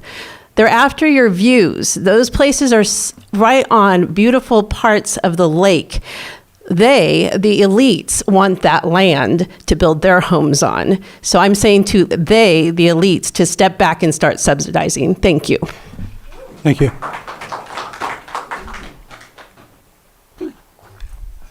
Roberta McIntyre, Hidden Valley Lake. I can empathize with the owners of these mobile homes. I used to be a mobile home owner and had to pay the increases, et cetera. And I can totally appreciate where your guys' heart is in terms of trying to do the best you can, actually for the last couple of years probably, trying to do what you can to help the residents of the mobile home parks. However, I think Chair Rasmussen hit the nail on the head earlier when he alluded to the fact that this ordinance you're trying to move forward is fundamentally flawed. It does not establish any findings of fact that establish that there's a clear health issue or a need for urgency here. Government code, well, actually, let me just state this real quick that I've written down. When Lake County implements a moratorium, such as a temporary freeze on land use, you're exercising police powers, which is a big use of your powers. And it relies on California Government Code sections 25-123, which County Council alluded to earlier, as well as 25-131 and 65-858 to execute those police powers. To justify a moratorium, the Lake County Board of Supervisors must explicitly find a current immediate threat to public peace, health, or safety. I hear it. I know it exists. You all know it exists. But how come you haven't been able to articulate that in writing for the last couple of years? The moratorium cannot move forward until those findings of facts are built into the ordinance. Furthermore, just for clarification, and maybe through the chair, County Council can correct me if I'm wrong, the moratorium cannot be retroactive. The moratorium will have a lifespan of 45 days, at which point it has to be brought forward for a continuation. So those are my thoughts. I can empathize with what you're trying to do. You're trying to do the right thing which I totally adore, but you're doing it the wrong way and you're opening yourself up to a lot of contests later with legal remedies from from park owners, et cetera, that will challenge us. Thank you for the time, and please make the right choice and do the right thing. And really, you guys, I can totally empathize with everything, but I don't want them to do it the wrong way and end up in Reminder, trouble legally. speak to us. Thank you, I appreciate it. Is there anyone else in the room? Want to be sure? Yes. You'll need to come to the mic. Yeah. My foot is asleep. Okay. I'm sorry. We'll see if we can bring you a mic. I'm sorry. Well, do we have a microphone? Yeah, I could hobble up there, but I'm sorry. It happens. I'm Barbara Armandino from Sterling Shores. There's been a lot of talk about the pass-through fees, but the amount was not mentioned. In January of this year, we were served with notice to pay $485,000 divided by 67 residents over the next 10 years. Yes, 10 years. That's horrible. I'm sorry, to me, that's elder abuse. That's all I have to say. Thank you. Is there anyone else in the room? Go ahead and state your name, sir. John Martin, Clear Lake Oaks. You really need to pass this, because us people on fixed incomes, we're getting hit left and right with all these hikes all around. Our water company's raising the water that you can't even drink the water. So, it doesn't make sense. We need some kind of control over the greed that is happening throughout the world. So I support what you guys are doing, and I hope you pass this, and thank you. Bye. Thank you. Anyone else in the room before I move online? How many do? Okay. All right, go ahead with the first one. Matt Davies, state your name. You'll have 3 minutes. Can you hear me? Yes, we can, sir. Go ahead. Am I supposed to be seen? I don't see. No, just speak. Okay. Matt Davies with Meadow Point. I want to point out a few things. State law requires 90 days notice of a rent increase. You're doing a moratorium for 60 days. Is there one rent increase that the board is aware of that they're trying to blunt? Is there any rent increase notice out there that would be stopped because of this? The answer is no. What's the point of this 60-day pause when there's no rent increase even on the table that you're trying to stop? Sterling Shores, $500,000 for a seawall. What? If Salo said it beautifully, if a nonprofit can't stay in business, how is a private citizen going to do business in your county? What are you expecting from Sterling Shores and Caritas? Do you want the park to move out of business, or are you looking for it to be able to stay in business? And if it's working at a nonprofit level, where's the hidden incentive there? I want to point out too, you do get a lot of information. Let's talk about my tenant, Sarah Long, who came in. She talks about not being able to sell her home. Well, let's talk about facts on this one. She's got a 1994 single wide she's trying to sell for $70,000. A brand new single wide today costs less than that. When you're trying to sell something for more than it's worth, of course it's not going to sell. That coming in and saying, hey, I can't sell this, it's the landlord's fault, is beyond disingenuous. I have made it clear for the last year that we are here ready to meet. I've had to email Supervisor Crandell, I don't know, half a dozen times, sometimes before I get a response. I've had one phone call with them. We're talking about sitting down and meeting with the ad hoc committee. I don't know how many times park owners have said, hey, we're here, we're ready to meet. Let's talk facts. Let's talk real facts about where the rents are. Nobody's reached out to us. That does not make for a fair conversation. Our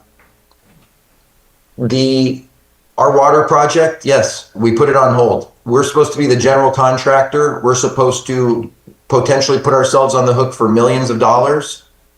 We're not doing anything because we don't know we don't have any safety net, and you're taking the only thing away from us that could matter by passing this moratorium and then an ordinance. We need to sit down and talk if this Upper Lake Water project is going to go through, because we don't know what to do. We are scared. Scared. We raise rents once a year. Last year was effectively $40. We're not gouging. I'd like to see one. I'd like to know what park is gouging. I'd like you folks to have the numbers. I'd like to see a rental. That's the 3 minutes, Matt. I'm going to have to cut you off. Next person. Andy, go ahead. You'll have 3 minutes. Thank you, Mr. Chairman and supervisors. I'm Andy Carey, president of Monolith Properties, where we operate 3 mobile home parks in the county. And I do not believe there is cause for emergency moratorium. Moratoria are for emergencies.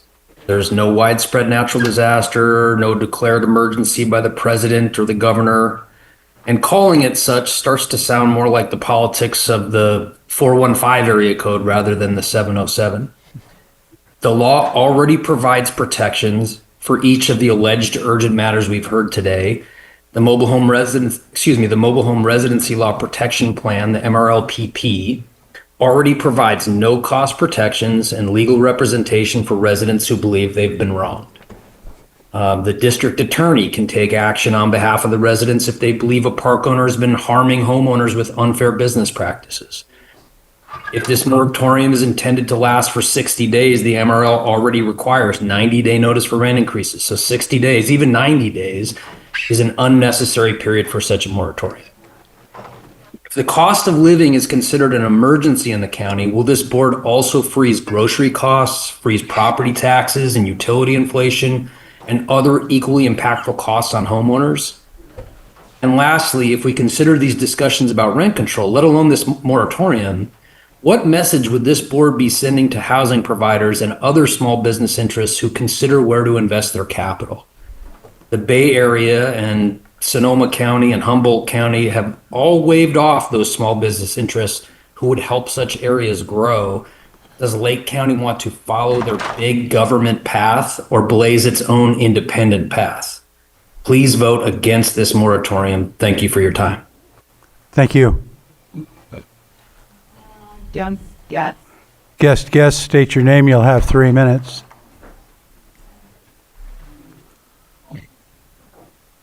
Thank you, board. Angela Amaral. I'm going to be speaking wearing a couple different hats today as the owner of a mobile home in a park, even though this will not affect me because my mobile home is in an incorporated city. I am in full support. It is happening in our park as well. Hopefully the incorporated cities take a hard look at what is going on in their areas too. This issue was brought to the East Region Town Hall back in 2024 by Orchard Shore residents. Supervisor Crandall tried to get an ordinance passed, which your board denied, and he has been diligently trying since then to help some of our most vulnerable residents. And I want to thank Supervisor Crandall for listening and doing his best to assist. If you research some of the park owner investment websites for their investors, it is clear that this is absolutely a predatory practice only meant to line investor pockets, not increase the quality of living for those in the park. They are taking advantage of a situation where people's options are very limited. They cannot simply move their mobile homes to somewhere else. Supervisor Piskis says that mobile home parks in her area have not brought concerns to her, but has she reached out to the mobile home residents herself? Are they aware of how to bring their concerns forward? As to the legal concerns mentioned by Supervisor Rasmussen, I ask, have other areas that have implemented similar moratoriums faced any legal challenges? The threat to health, public safety, and well-being, our most vulnerable residents in our community that would be affected would say that this is a threat to their well-being and ability to retain affordable housing. This moratorium is necessary since your board is aware that residents are being threatened with increases in anticipation of an RS, with some already being implemented, such as a $350 increase in one mobile home park that is then being credited back so that it doesn't look like an increase. Please protect our most vulnerable residents and pass this temporary moratorium to allow residents to feel safe in their homes while your board works on a permanent RSO. That there would probably be more residents present. As you know, retaliation is a real fear, and I think that's why you don't have more people speaking up. Thank you. Thank you. Next name. Lisa Marie, go ahead. You'll have 3 minutes. Can you hear me? Yes, go ahead. Lisa Marie Benavides. I sit on the Western Region Town Hall as a representative for Upper Lake, and I also want to thank Supervisor Crandall and Sabatier for putting this on the agenda and for the work that they've done for the last couple of years to try and get a resolution here. I don't pretend to be an expert. I don't know what the exact right solution is, but doing nothing is not an option, in my opinion. Retaliation has occurred simply from it being on a agenda item. An email went out that the park closure might occur. We saw retaliation earlier today when a resident speaks up and then the owner of the park specifically calls them out by name and gives the details about them. The same thing happened at the town hall when Meadow Point came to the Western Region Town Hall and the owner of the park was there, and every single person that spoke up, their lot number was pulled and their details were discussed, and they were teared down in the public for simply speaking out at a town hall meeting. So I do strongly believe that a moratorium is needed because there are predatory practices and there is retaliation happening. And I do believe that the purpose of our government is to protect our people, and our people are not being protected right now. I understand we have to have business, and we do have to find a way to work with the park owners. But what do you do when a park owner's response is, I'm just going to take my ball and go home. I refuse to engage with you unless you do exactly what I say. And we have in writing that the reason why some of these pass-through costs have come is because of, quote, a draconian rental stabilization ordinance is on the table. So it is our responsibility until we find a long-term solution to have a short-term solution that protects the people that live here, that work here, that spend their money here, and that have been here for generations. Some of the people that are in these homes have been there for generations and have nowhere else to go. Thank you. Thank you. Next name.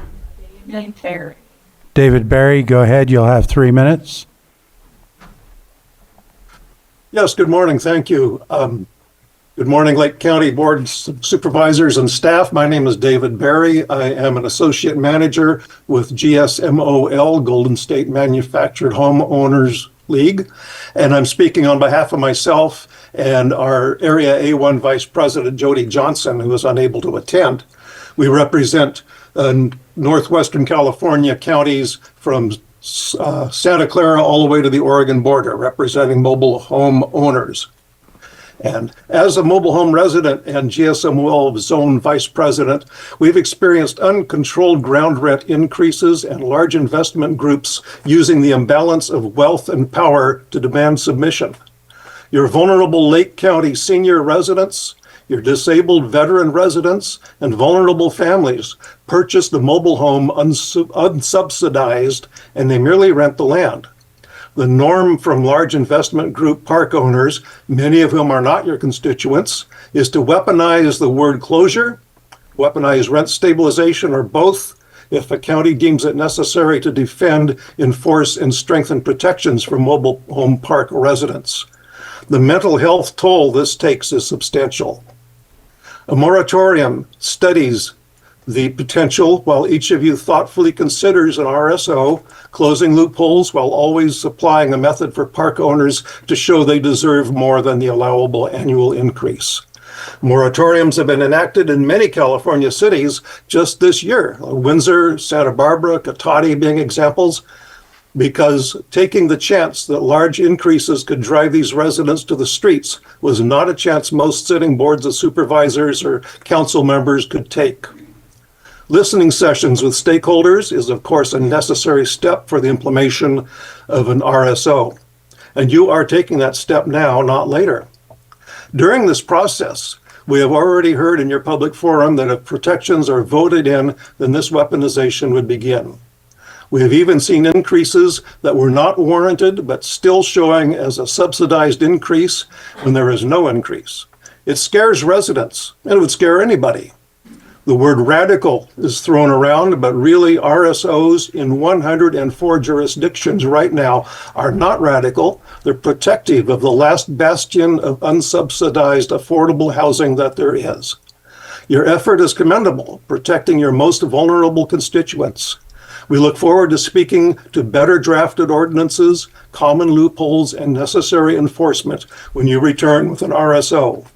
I thank you for seeing that your mobile home park residents are not residents of wealth, but they are residents of value. Thank you. Thank you. The next name? No more hands? Okay. All right, then I'm going to close public comment and bring it back to the board. Did you? Yeah, can I? Go ahead. Yeah, I just want to address a couple of things. I know that Mr. Davies had mentioned a phone call and meetings, and he had actually been notified, and I'm pretty sure he and Mr. Londano were in the Zoom meeting. I don't know if Zoom counts as a meeting, because I know that's how we've met as the ad hoc for the past year and a half. I don't think we met in person once. So if Zoom isn't a meeting, then I guess we never met as an ad hoc as well. So I know I've had a phone call with you, and I've had a phone call with Matt, an extensive one, and he even knew to go to the town hall because I asked him to go and talk with the people, which he said, I'm going to have a good conversation with them and try to be, at least meet them in the middle. Well, instead, one of our town council members explained what happened at that meeting, and everybody that was there, I wasn't at that meeting myself because I was at another meeting out of town, had told me that they felt disrespected. They felt like there was no reason to even have the meeting. And so each time that I've talked with either of them or any of them, it's never ever been about trying to meet halfway. It's either my way or the highway. It's either what I want or I'm going to blame. For example, when we met with in Clear Lake Oaks and Lake Village Estates, Boa Vita came to that meeting. They came right away because we had the meeting, and they tried to work and tried to be polite and whatnot. And then at the end of the meeting, they blamed the county. They said that if the county didn't put taxes on us, we wouldn't have to raise the rent or raise anything. And I asked them solely, like, if you just bought the park, why didn't you come and talk to the county about your taxes in general? You could have come to the assessor meeting and made some sort of appeal or something of the like, and I don't know, they didn't come to me about anything. They just decided, hey, so they're, on one hand, they want to blame for due diligence not being done, but on the other hand, want to just make, moves without doing anything themselves. So it's frustrating for me, but at the same time, I can get on board with some of the things that they want, and that's why we're having these other meetings and not just pushing the ordinance. I know I did. I did because I didn't know what else to do. I wanted to make sure that someone's attention got, someone was getting their attention. This is why I brought it forward a couple years back, and with the help of county council, because we basically mirrored it after Humboldt, but then tweaked it to be more of a fit for Lake County. So, it wasn't done perfectly, but there's something had to be done. There's nothing that Lake County had in place. Other places have had it. We're at where we're at. I don't know if it doesn't look like we may have enough support to do that today. Maybe we wait a week. Either way, we still have to try to do something, whether it be one or the other, or we meet in the middle somehow, but we have to figure something out. And I think these next two town halls that are coming up are going to be beneficial. I hope that the folks do come. I'm willing to listen. I'm willing to listen to the park owners. I'm not just completely against you guys. I hope you don't feel that way. I just feel like something has to be done to help the folks that are suffering from this. So I don't know. I just wanted to say that because I know that they said that I didn't have meetings or talk with them or anything like that.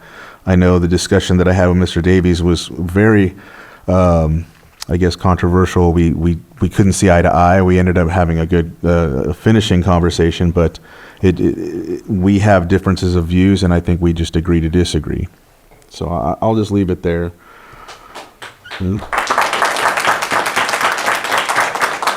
All right, at this point, before we go into full deliberations, I need to call a 5-minute break.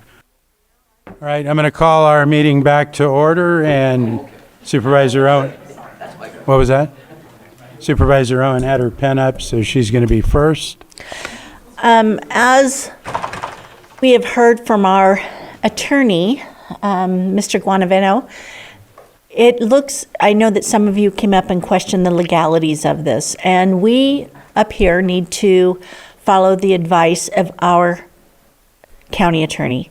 And he has stated to us and clarified that this is legal. And that, so with that in mind, I think that in my mind, I believe that we have the absolute legal right to go ahead and adopt this. And I think because of a few of the predatory charges that have been coming forward, I really think that we need to step in it and put in this ordinance. Thank you. Supervisor Sabatier. So, I guess I'll start again where I started earlier. There are some mobile home parks that are doing it right. Mm-hmm. And I feel like some of those folks are being put on their heels and having to play defense. And I apologize, we can't make laws that pinpoint specific who. But we can make laws so that what you're doing right continues and what others are doing wrong can be changed to ensure that the livelihood of folks don't get adversely impacted by ways that they shouldn't be. I'll stop from saying the next comment I was planning to make.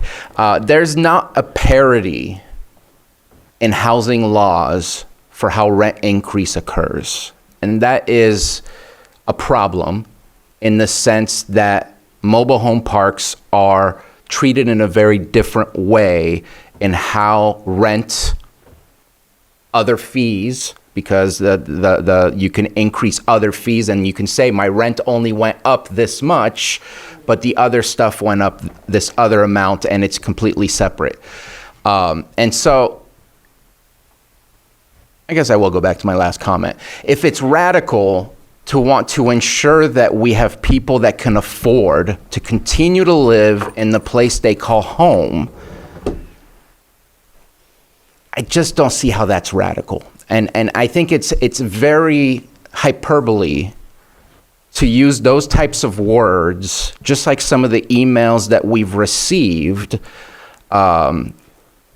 This is, and I'm not moving from wanting to add the 60 days. And I make a promise right here. I'm not going to extend it further than 60 days. Our job is to bring back what we've been working on. And if it doesn't pass, then I don't know what the answer is. But I don't want to make it go further than that because there is a certain level of respect towards the business of running and managing an operation that 60 days shouldn't be horrible. I understand why you don't want it, but I also don't want to go further than that. And I think we need to have that discussion on how do we bring mobile home parks closer to the parity of what single family dwellings get to follow in the rent control of the state of California. The reason that it is that way is because it's mobile, which is a kind of a farce in a way, because to move a mobile home costs an enormous amount of people that those who live in mobile home parks do not have the means to do. And so we have to find a middle ground, and hyperbole language is not useful. And I think 60 days is not a nuclear bomb, and I think that it is an appropriate use in our pursuit to look at an ordinance to say, let's pause so it doesn't get worse, and we'll be back before 60 days. So I'm ready to move forward. And I appreciate all of the comments that we heard, and I don't mean to say this, I appreciate the mobile home park owners for your courage to come here and to kind of have to face the odds, I guess, of who's in our chamber today, because your voices matter. Because if you aren't able to operate, then we have to deal with these folks in a vastly different way that I don't want to have to deal with. And so we have to find that middle ground. I'm looking forward to our meetings. I joined the ad hoc committee with an absolute no in my mind that this is not the way forward. I have learned a lot, and I think that there is a good way to move forward where mobile home parks can continue to make money, mobile home parks can continue to operate, and we can ensure that there's a little bit better parity between those who have more, who get to live in a single family dwelling, versus those who have less, who unfortunately have little options left, and sometimes, and it's by choice at times, but sometimes what's left is a mobile home park. And to not have those parities bothers me at my core, because a house is a house, and a house is a house, however you want to call it. And so that is what I'm aiming for, and that is my intentions behind our action. And yeah, I'm done.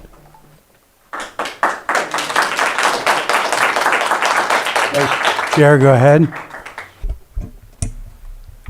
Well, I appreciate everyone coming, and some of you have been coming all year.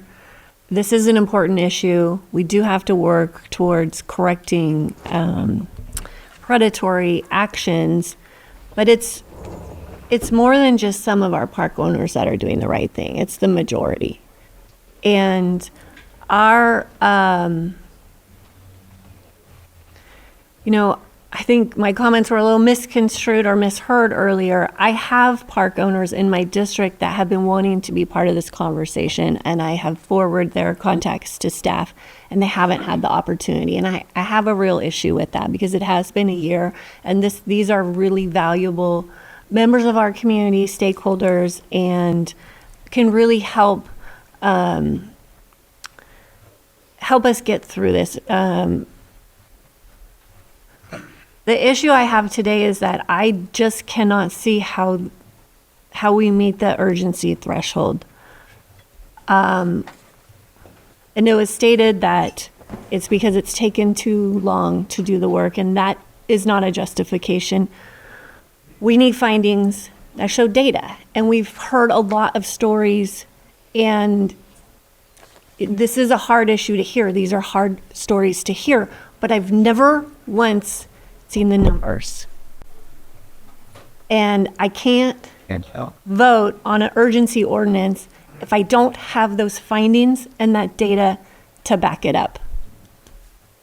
So I hope that there's a lot of good work that comes out of the listening sessions, and I hope that today didn't backtrack some of that collaboration that can happen, because I think it's really, it's worth doing, and I think that there's a lot of value there.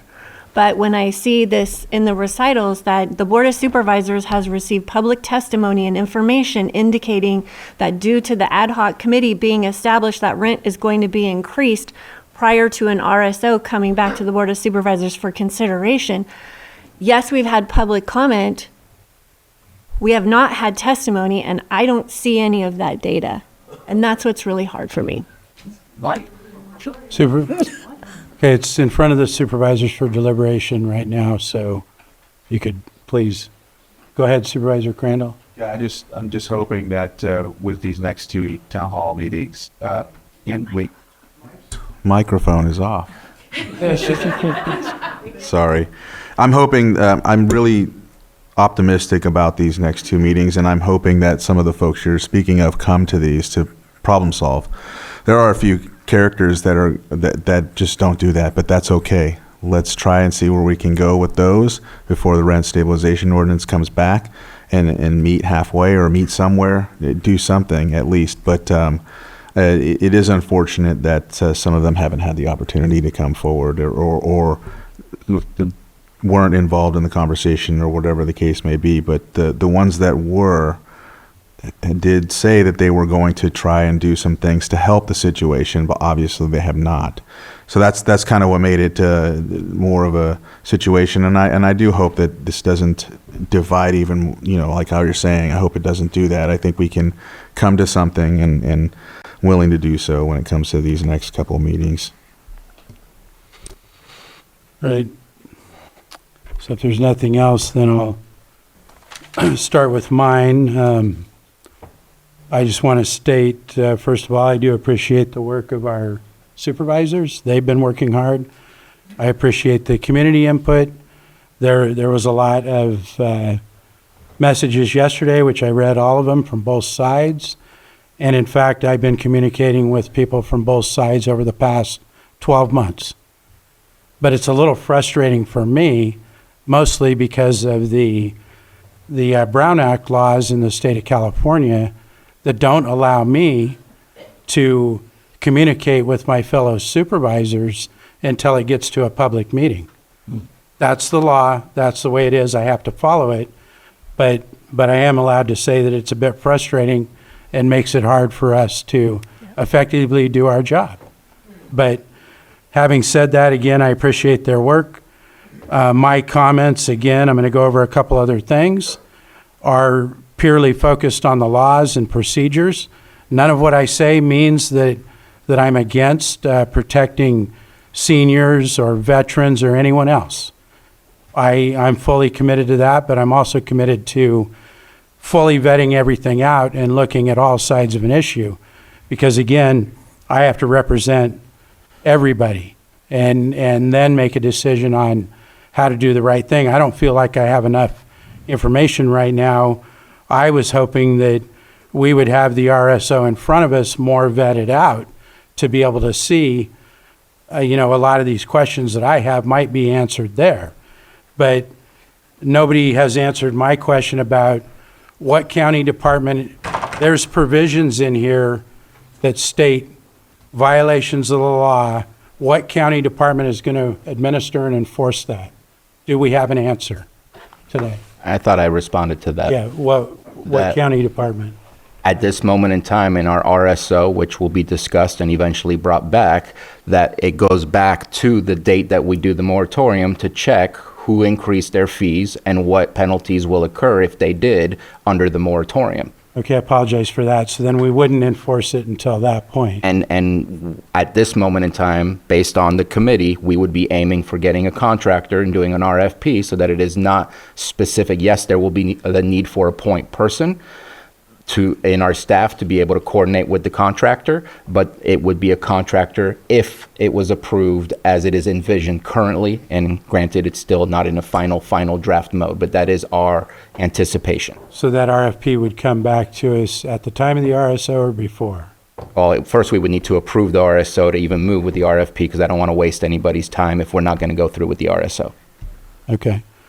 And we didn't want to burden any staff with, I know we talked about that before, we don't want to burden staff or put more on, any other department's plate for that matter. That's why we wanted to do a RFP and look at some other. And this was discussed as well with county council as far as the ability to put the penalties, not to put the penalties within the ordinance itself for the moratorium, but to use our contractor in the future to go backwards as of August 11th and see if anybody breached the moratorium. Can I ask a follow-up question? Go ahead, on this please. point? Yeah, since we're on this point, so that this is a standalone ordinance with no certainty of I have not seen the RSO. I don't know if that's going to pass. And so here we are, we're passing something where we don't know today how it will be enforced. Of course. And that's the uncertainty that I was talking about earlier. And I mean, in my opinion, if there's no RSO, then whatever happened at this point, maybe Mr. Guintovano can Go ahead. the response. Any counsel? Okay, thank you, Mr. Chair. So what's before your board today is just the urgency ordinance.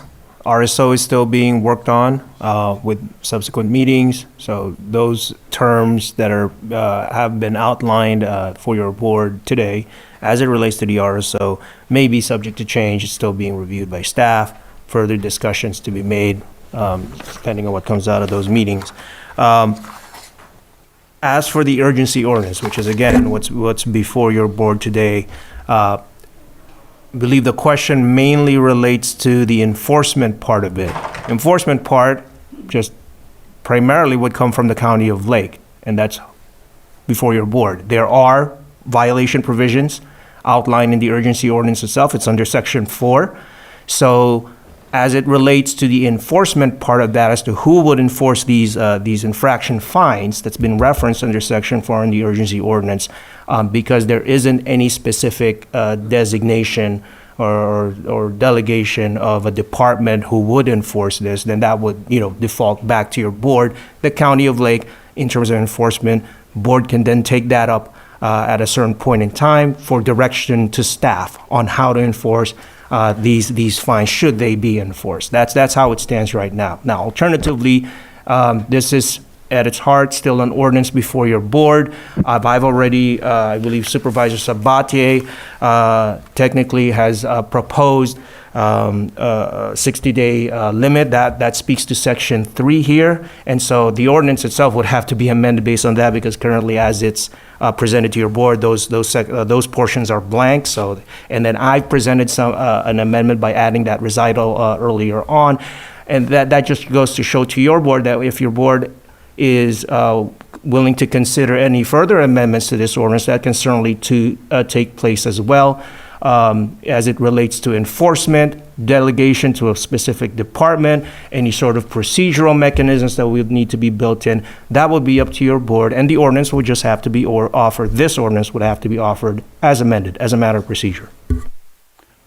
Thank you, and I appreciate the clarification. I recall you do say that now, but I wasn't fully taking that in at the time. But and I am fully confident in our county counsel and his legal advice to us, but that doesn't mean a challenge wouldn't be filed tomorrow, and we're in court to try to defend it.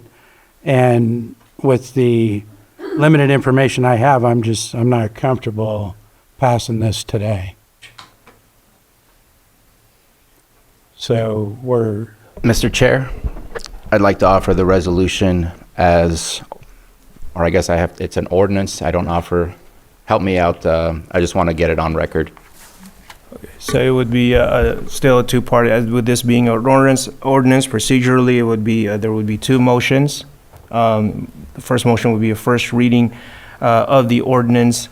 And so if your board is ready, I could walk through the language Yes, we for are. that. Okay, so the motion would be a motion to approve the first reading of the ordinance to be read in title only as amended with the amendments stated, and I could walk through the board with that.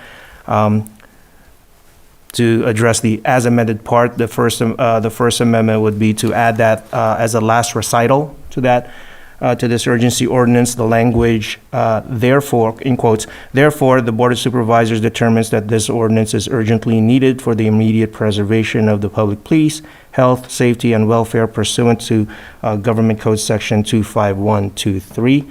And so that would be the First Amendment. The Second Amendment would be in relation to Section 3, where instead of the blank portions that's referenced there, it would state, the first blank portion would be, I'll just use the phrase, from and including August 11, 2026, through and including October 10, 2026, to reflect that 60-day period.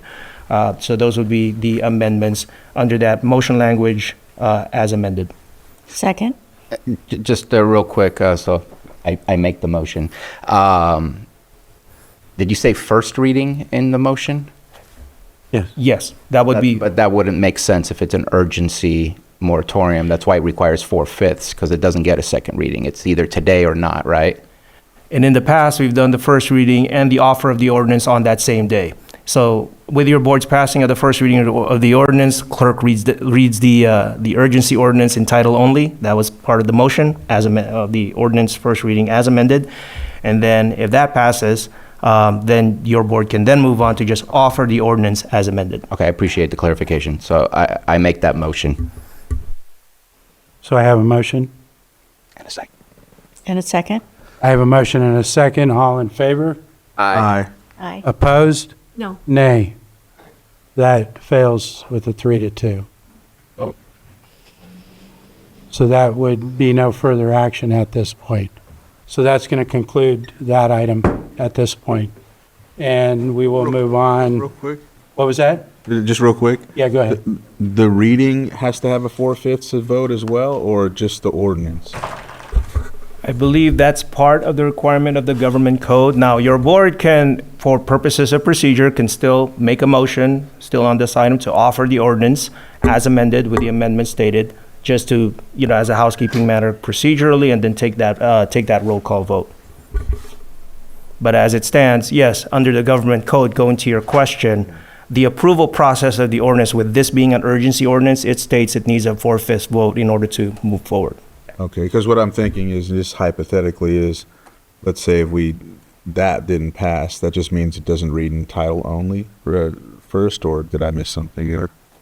Just, it doesn't pass the first reading requirement that's required under the government code. Okay. Because the government code, don't have the section off the top of my head, would otherwise require the ordinance to be read in full unless there's a motion for that first reading to be read in title only. So again, your board may still make a motion to offer the ordinance to be second and then take that roll call vote. As far as I'm concerned, it failed already, so I'm good. I just wanted to put it on record is all. All right, any further? Okay. All right, so we'll conclude that and move on to our 6.5 10 a.m. item, which is consideration of presentation of community development, code division grant and programs update.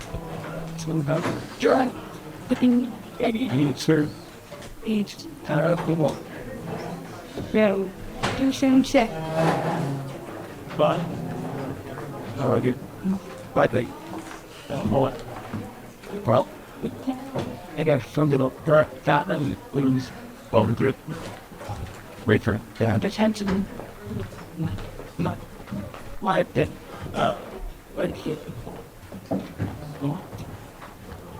I thought it was Thank.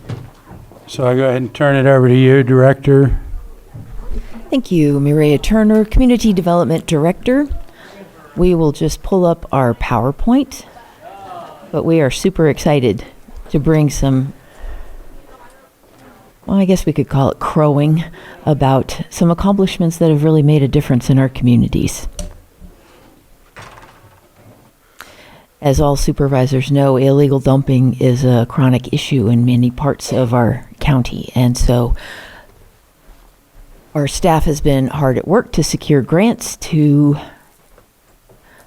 remove a significant amount of this illegal dumping. Our presentation will be led by Deputy Administrator Shannon Walker-Smith. We also have the Code Enforcement Manager, Marcus Beltramo, and Code Enforcement Officer, or are you a Program Coordinator? Program Coordinator, Christopher Colin. And I will turn the microphone over. Still morning. Good morning, board. Thank you for the opportunity to present some good news today. It was about a year ago that we made a presentation on where we were with the illegal dumping program as we were about the mid-year point. And so we have some additional updates for you today. As you know, our Code Enforcement Division has grown significantly over the last couple years, and that's mostly due to specific grants and programs that we have been able to organize. And now Code has different sets of officers that are working on very specific objectives, and I feel like that is something that has helped us move a lot of our desires to address some of the problems in this challenges in this county down the line. We've come a long way in our ability to identify certain kinds of cases and then suit them with the right officer team. And it's been really exciting. We're just reporting on some of the programs today. Specifically, we are not including our Cohort 3 cannabis enforcement grant, but be happy to bring back a presentation on that at some other time. We wanted to talk about a few of the grants that are wrapping up and partway through their cycle. So the first one is the illegal dumping program. And as I said, about a year ago, we were presenting on the successes we had with our free dump days that we held last summer. This grant began in '24, and we had $250,000, mostly for abatements in this grant. Different grants come with different kinds of funding for our division. So we completed this grant in June of '26, just a few months ago. We held 6 free dump days, and we also cleaned up 29 illegal dumping sites in the county and 2 very large private property abatements.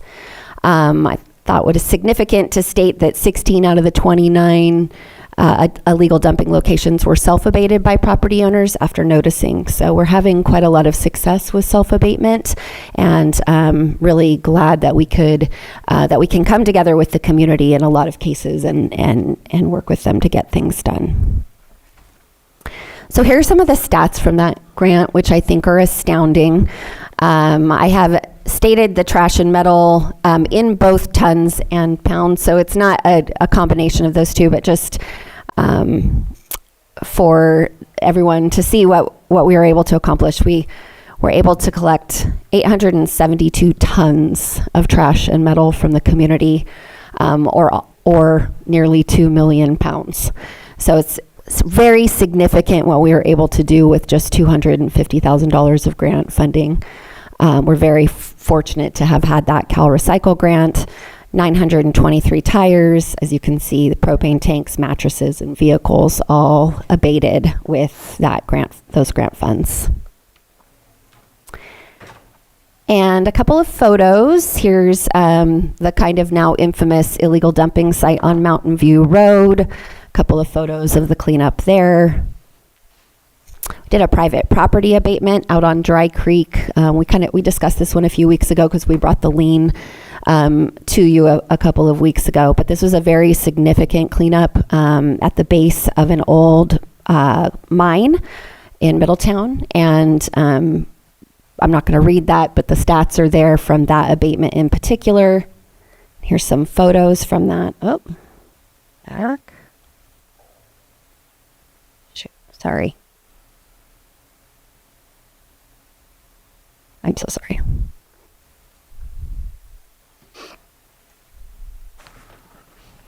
Okay, so here are some of the photos from that. And then we did another very large abatement on Lakeshore Drive. Also, we have brought this to you previously. And here are some of the photos from that. This great drone photo of all that was on this property. And then now we have been able to clean it back to bare land. And as a result, kind of as we're wrapping up that grant program, a couple of things. We are adding some language into Chapter 13. We're drafting an illegal dumping ordinance that would give us some additional tools to hold dumpers responsible. And so that will come to your board. We had some prevention money involved with this grant and had the intention to use that for installing gates and cameras and things. But we were we never were able to gain the legal authority as code enforcement to proceed. And so now those monies were just redistributed to those last couple of large abatements. Staff time was partially covered by this grant. There was not a lot of staff funding allocated through this grant, but we may be able to recover some additional funds through the lien process, which all of the properties that we abated through this process either have already gone to lien or are still to come.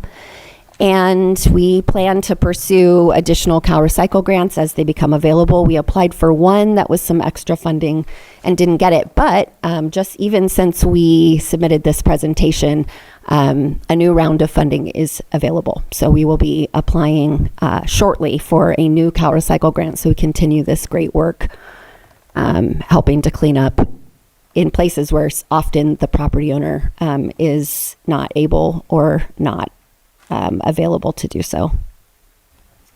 So that's the illegal dumping program. Wanted to give you guys an update on the Copter program, which of course is a board-supported program funded by cannabis funds. We are in our third year of that funding, if you can believe it. Time flies. Seems like we were just getting the budget for that program and such together. So last year of dedicated funding for that program. It's been in operation also since 24-25, and just some of the stats so far on that program, we have opened 543 cases over 2 years. Again, this program is a really community-oriented program that is on the North Shore, mostly focused on Nice, Lucerne, and Clear Lake Oaks, and it's currently funding one of our program coordinators and one of our officers, so they're kind of a two-man team on that side of the lake. And they've done they're doing community-oriented code enforcement where they're really working with the community and talking with neighbors and trying to really make a difference. So 543 cases opened in 2 years. We've closed 308 cases, performed 24 abatements, posted many, many red tags. One of the things, our observation as we've come to the end of year 2 and kind of reflected on some of the roadblocks that we have encountered on cases in that area, is that a lot of the cases that we have in that area, the ones that are complex and we've had a challenging time with, are rooted in social nuisances. And our current code just doesn't address social nuisances. And so we are working to add some language to Chapter 13 as well, to look at what our options would be for addressing those kinds of problems that often we get roadblocked on. Can you just define what you're considering as social nuisance? Yeah, I mean, it's like, it's not exactly encampments, but when folks are congregating on a property and the property owner isn't maybe alive, and it's very difficult to figure out who's in charge of this property, and we can post red tags, we can do a variety of things, but we're ultimately not really able to resolve the problem with our current tools that we have in our toolbox that our county code allows for. Seen some of those. Yes, we've seen many of those. I'd be happy to let Marcus chime in on this as well. Okay, if you wish, I'll check in with you. Do you want? Yeah, sure. Okay. Just give him a minute to say a little bit more about that. Marcus Beltramo, manager of the Code Enforcement Division. So social nuisances are not just conditions of a property. Nuisances can also be behaviors. A lot of times when a nuisance affects the comfortable enjoyment of a property, that could be a social nuisance. So loud music, loud noise, driving erratically on the property, those things that disturb the enjoyable, comfortable piece of a person's property while they're in their home, that would be a social nuisance. Now, it wouldn't just be there's a social nuisance and we would do it. It would be after a property's been noticed for violations for property conditions. If we deem if there's a reasonable determination that the social nuisances or the behavior of the people on the property are contributors to the problems or the disruption in the neighborhood, then we would have the ability to issue a social nuisance for that property.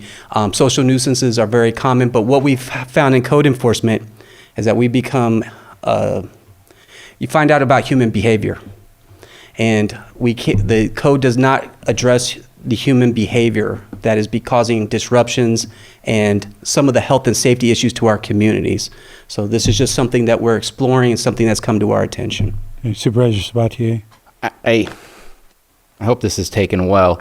I'm a little concerned.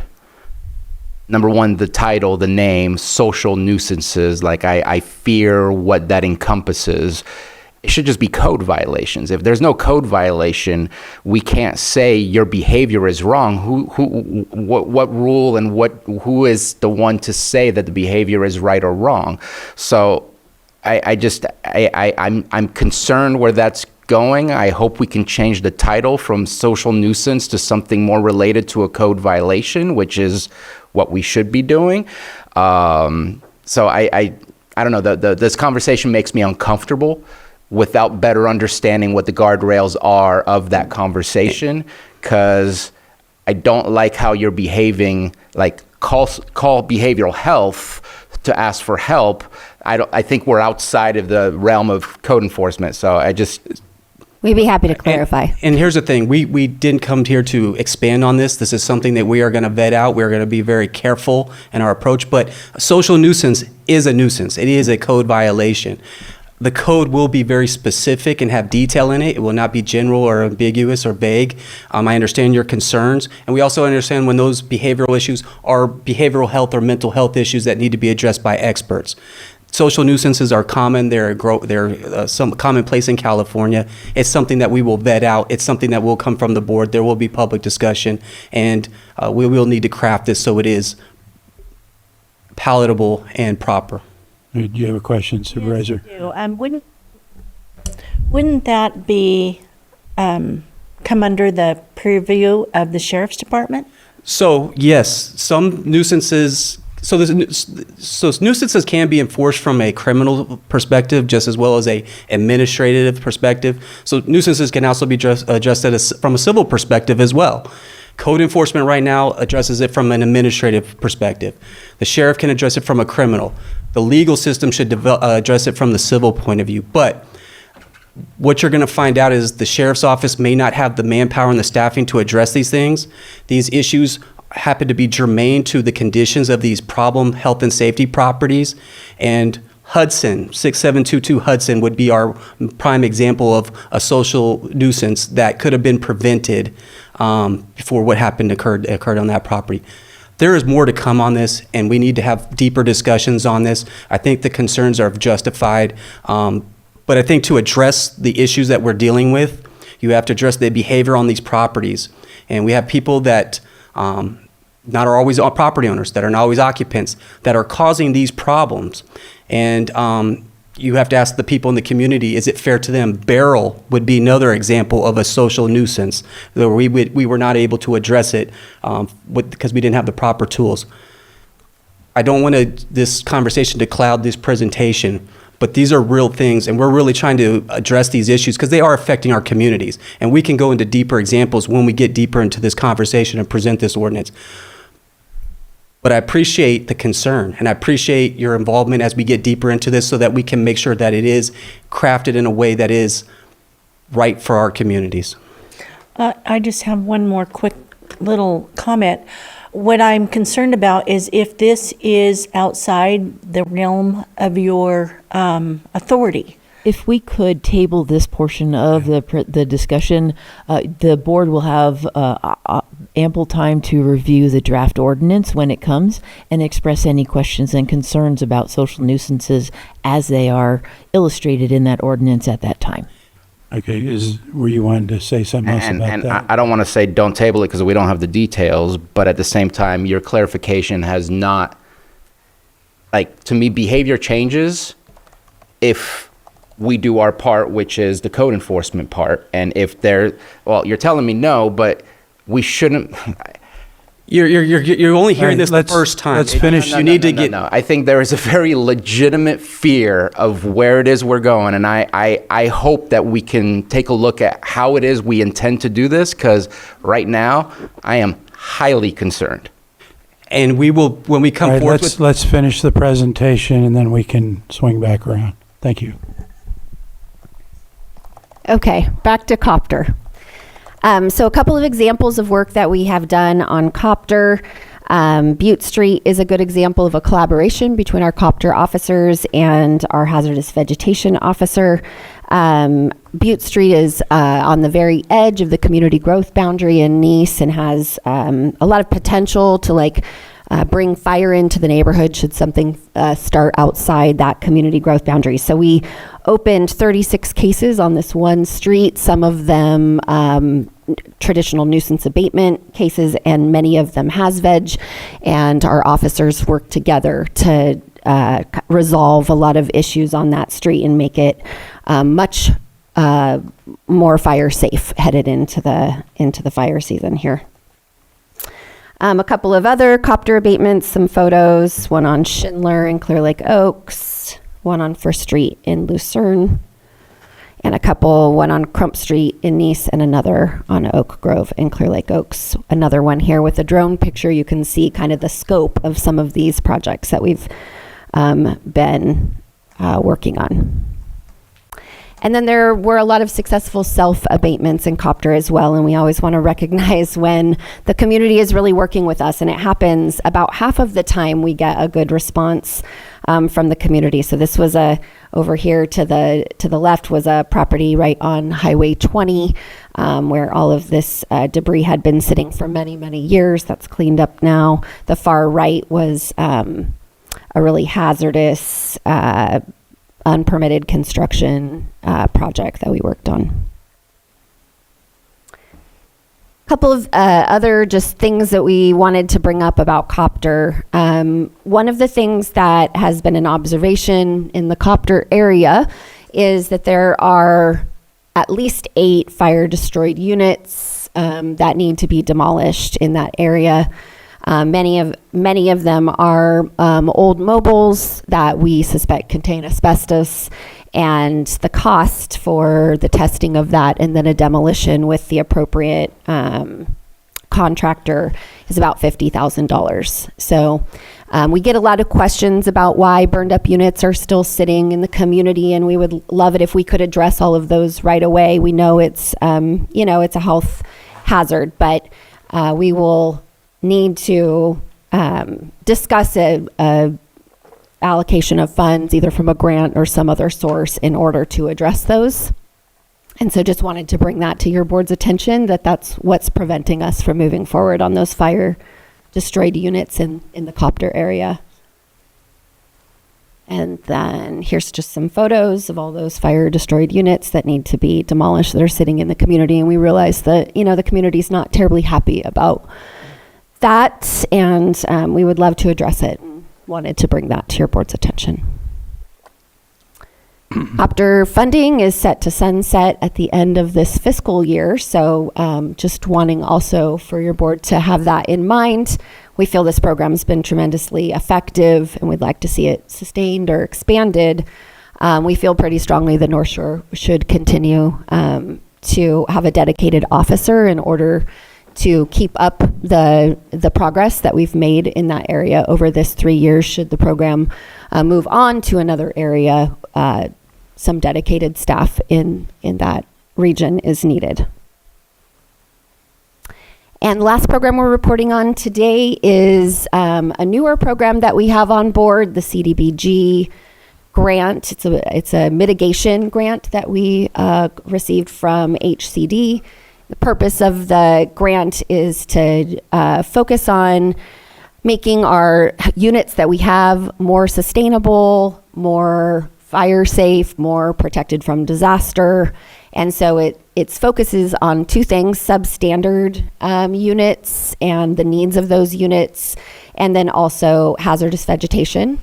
And so we have a 2-officer team and a technician dedicated to that program. The grant does not have money for abatements. So as where illegal money dumping was all for abatements, kind of no staff, this one's the opposite. This grant supports all staff, but there are no money for abatements. And the focus of the program is more on education of the community around their responsibilities. And so we have been doing a lot of community education around hazardous vegetation and substandard issues, providing resources to the community. We're talking to a homeowner, we're providing them with a resource to help them resolve their own violations. As part of this grant, we also conducted it was really led by our code enforcement team, but included a lot of folks from our community development team. We conducted a housing condition assessment. The results of this will also go into the upcoming housing elements. We evaluated 920 units in the county, which was about 5% of all improved parcels, and they were divided into zones. Overall, countywide, 35% of properties were classified as substandard, so needing repairs, and only 27% were needing just minor repairs, but 31% were considered sound units. So that was good to recognize. Clear Lake Oaks, Kelseyville, Nice, Lower Lake, and Lucerne showed the greatest need for housing rehab. 75%. We decided to go ahead and take a look at the compliance to Zone 0, even though most folks in the community are not yet familiar with that. This is a pre-assessment, right? Kind of taking a look at what the baseline is. So as we work toward Zone 0 requirements, we will know where we started. And 75% of the parcels we assessed had at least one Zone 0 concern. So we know we have a significant lift in getting the community educated about that program that will come forward from the state likely in the next year or so. And the results of this are, guiding us in looking at what resources are needed, especially for housing rehab. We're working with the Regional Housing Trust Fund to develop a pilot program for housing rehab that we hope to implement over the next probably calendar year, and starting to provide some assistance for those folks who are living in a substandard unit and do not have the resources to make the repairs. So for this team, which again has been in operation a little less than 1 year, this grant started in October of 2005, they have opened 557 cases and corrected 332 violations out of those cases. 270 of those cases are hazardous vegetation, and been able to close 150 of those. The rate of self-abatement is quite high for hazardous vegetation. So again, thank you to the community for working with our officers as needed. And then just a couple last things that are not program specific. Our nuisance abatement fund, which, as you know, is a separate fund from the fund that is for the division staff and expenses. We have a fund that's specific just for abatement costs. And we are allocating the remainder of those funds for use in 26-27. So at the end of this fiscal year, besides the funds that we're able to recover through liens, that we're going to need to discuss the source of additional abatement funds. As we've said, we're working on a Chapter 13 update, and we're looking at a lot of new language, mostly mimicking state language that already exists and pulling it into our county code around red tags, some concerns that we're working with the DA's office around language that they think would be stronger, RV occupation, and as I mentioned, illegal dumping. We also have several high-cost abatements that are kind of pending or in the works, projects that are beyond the scope of our current allocations. And we've been able to clean up a couple of those big scope projects with the illegal dumping funds, but of course those are ended. And we will apply for more grants like that, but just making you aware that there are a couple of special projects we may have to bring back to your board for either a consideration of special funding or additional legal action, so that we can move forward on projects that are kind of outside the current funding scope. And that is what we have today. I would like to thank our entire team. They work incredibly hard out there, and I really believe they are making an enormous difference for the community. So thank you to the code enforcement team. That's all I have. Thank you. And I think Supervisor Crandall had first question. Yeah, no, I think the word social, or is it social nuisance? I don't mind it. The reason I don't mind it because I know what the bottom line is. It's math. I wish there's a better word we could use. I hope there's something we can figure out. But the bottom line is it's meth. When you look at least 90%, maybe even more, of all of these issues, it revolves around meth. All of the streets you've named off, I could even name more. It's all as a result of meth, the houses that burnt cooking meth. And, you know, I know that's something that at our level at times it's very difficult to deal with, especially when it comes to the sheriff. His hands are tied a lot of times. And you know, I do my best to advocate at different state legislation because it flies under the radar, you know. I know that we need to tackle these issues. I worry that it gets more rampant. These folks know that it's limited what anyone can do, so they do squat. They know that they can just pay bills in a house and squat in it. They know that they can park a trailer up in the middle of nowhere and there's not too much you can do. You know, it's just happening consistently. I have to deal with it on the weekends. I drive around, I drive around and see these things. I have people that call me and say, hey, there's a trailer parked here. Hey, there's someone in this house. And, you know, I literally go there. Like, it's annoying, but it's something that it's a reality. I hope it doesn't go to your districts. If it is happening in your districts, I hope it doesn't get more rampant.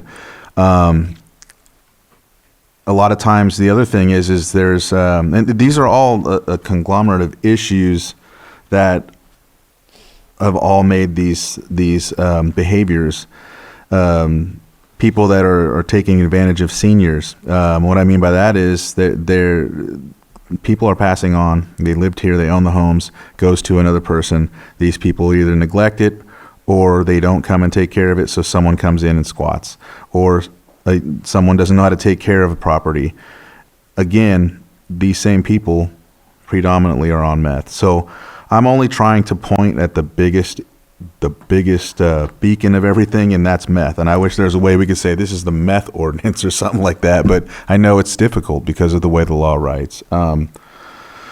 So I don't know. I just hadn't figured I'd get on a soapbox. So I appreciate this report. I know that there's been a lot of work. The illegal dumping is very important in my district and your districts. I know you guys deal with this too, but I just felt like saying that.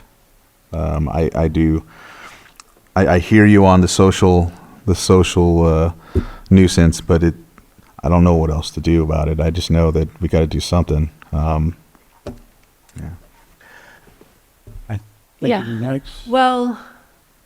I think the massive investment we've had with Copter in District 3 is how we continue down that road, because it is a combination of multiple enforcements.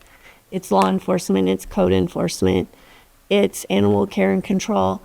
And that investment is working, and we've moved it through different communities in District 3, and the data is there. We're seeing a big improvement. And so, you know, I'm okay with bringing the social nuisance conversation back to see how we fold it in to having all of those agencies working together, and maybe it's behavioral health also, because we have seen the same homes get cleaned up and then brought back to us a year later. And that, you know, that's, our resources are finite, and the cannabis funding that pays for Copter is precious. And so I think there's just more work to do. And I think it is a multi-agency collaboration, you know, pathway. We've had a lot of successes, but there's more to do. But I want to talk about the hazardous vegetation abatement, because we have 2 staff now and no funding for abatement. We have 1 officer and 1 technician. The full CDBG mitigation team is 1 officer for hazardous vegetation and 1 officer assigned to substandard housing. Oh, okay. And a technician. So it's 1, okay, and there's 0 budget for abating. Correct. How many complaints do we have right now? Because I'm getting them every day in my district from my constituents. And so, you know, what level of complaints do we have? This is the time of year when people are getting really nervous and scared, and they, you know, really want to see some work done. And I need to understand how, you know, we have an ordinance, we have legislated that piece of the problem, but we don't have any capacity to enforce it. So So I would say we have, I think there's approximately 200 hazardous vegetation complaints. This is the first year we've had a full-time dedicated hazardous vegetation officer. His name's Sammy Marsh.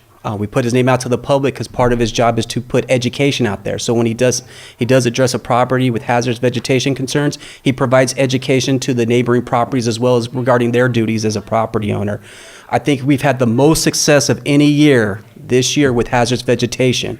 You should see a lot more properties with their grass cut. A lot more properties, we focused on certain areas. The Cobb area is a difficult area, given its terrain. So, but I would say, given that this is the first full year, you usually build on the first year to have a better second and third year. So self-abatement is working to some level, but how many properties do we have that the property owner is not self-abating and we need to abate, but we don't have the So funds? when it comes to those issues, so yes, when there's a property owner around, that makes our job a lot easier. One of the things we've had to do is track down property owners. It's hard to find some of these guys, but we've had much more success this year than we've had in the past. Those properties that are egregiously in violation, we usually kind of look to our local fire districts or departments to kind of get their opinion. If they say, hey, this is something that needs to be abated, if we get that expert opinion, we will then allocate the funds to abate that situation. Primarily, we focus on emergency routes to get in and vehicles in and out, people to get in and out, emergency vehicles to get in and out, and defensible space around structures. But again, this is probably the first real year that I would say is a genuine success because we've had a dedicated full-time officer who has a strong command of the code, understands what what his task is, and understands how to communicate and work with property owners. So but there's a lot of them out there, and then there's also county properties that need to be addressed. County properties, yeah, we need to do our own work. But so if you do find a property that the owner is unwilling to self-abate, and you said there is funding to be allocated, or there's not? So there, for the more egregious ones, Our abatement fund. we use But I thought there was no funding for. Well, no, there's no money in the grant for abatements. It's just an education. It The funds grant the is- staff, the education, but there's So- no funding in the grant. When for the abatement fund was set up, it was really set up for trash and cars and traditional code enforcement issues. Now we brought in cannabis. Now we brought in hazardous vegetation, 2018, 2019. So these are now putting more stress on that abatement fund to address those issues. But right now, the fines have had a very strong impact. Of course, people have to be pushed to the precipice before they will take that action. We are coming into the higher severity fire season. August, September, October are our biggest ones. We've gotten out ahead of that, but we can't abate every property in the county if that's where you're going with this. There are a lot of properties out there that we're not going to be able to abate. So we use the mechanisms and the tools that we have available for us. We've even looked to volunteer and nonprofit groups to cut those properties when the owner is deceased or no longer around,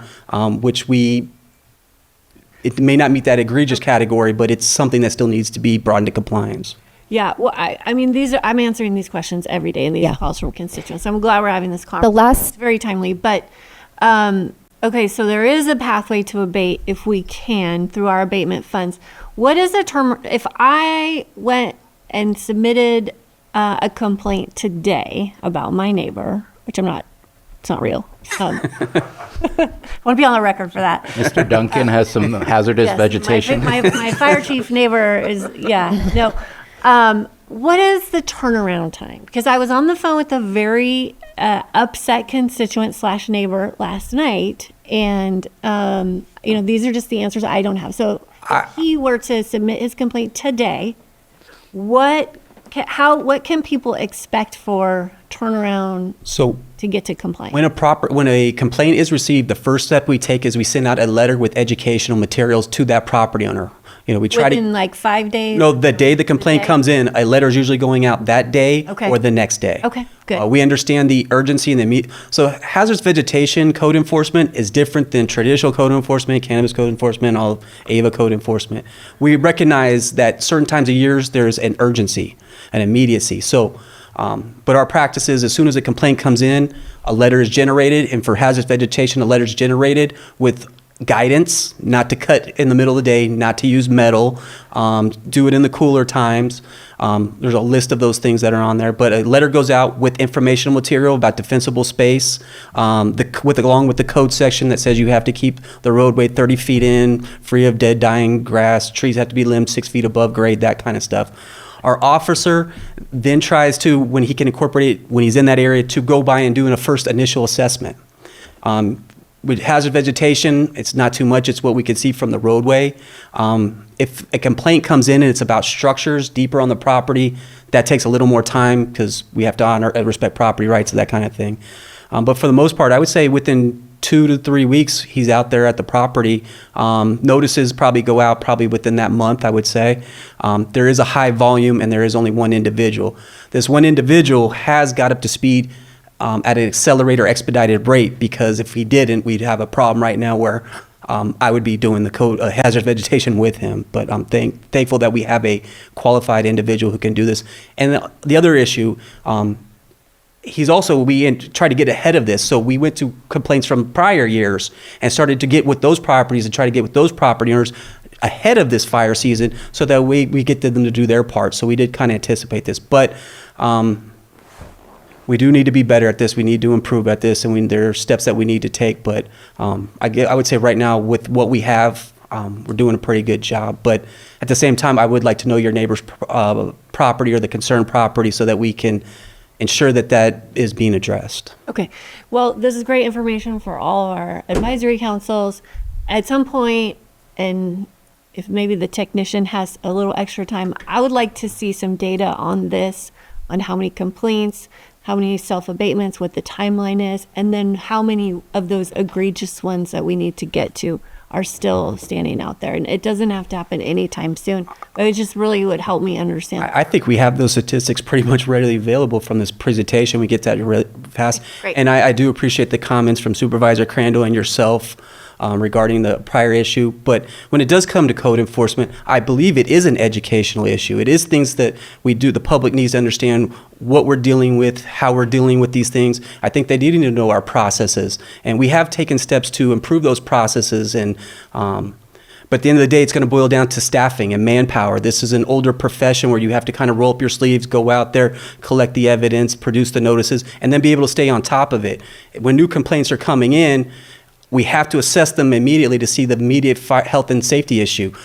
When you have a bunch of them that come in bulk, that can take away from being able to do that. So case management is tracking something that I preach, something that we've been working on diligently. And every once in a while, I have to go in and set reminders so I can remind the officer, the code officers, that, hey, we got to circle back to this one. So it is a challenge. We did take steps to meet that challenge and rise to that challenge, but at the end of the day, when it comes to code enforcement in all aspects, education and understanding, and I do appreciate the board's willingness to understand and be educated on these matters, because I think there is a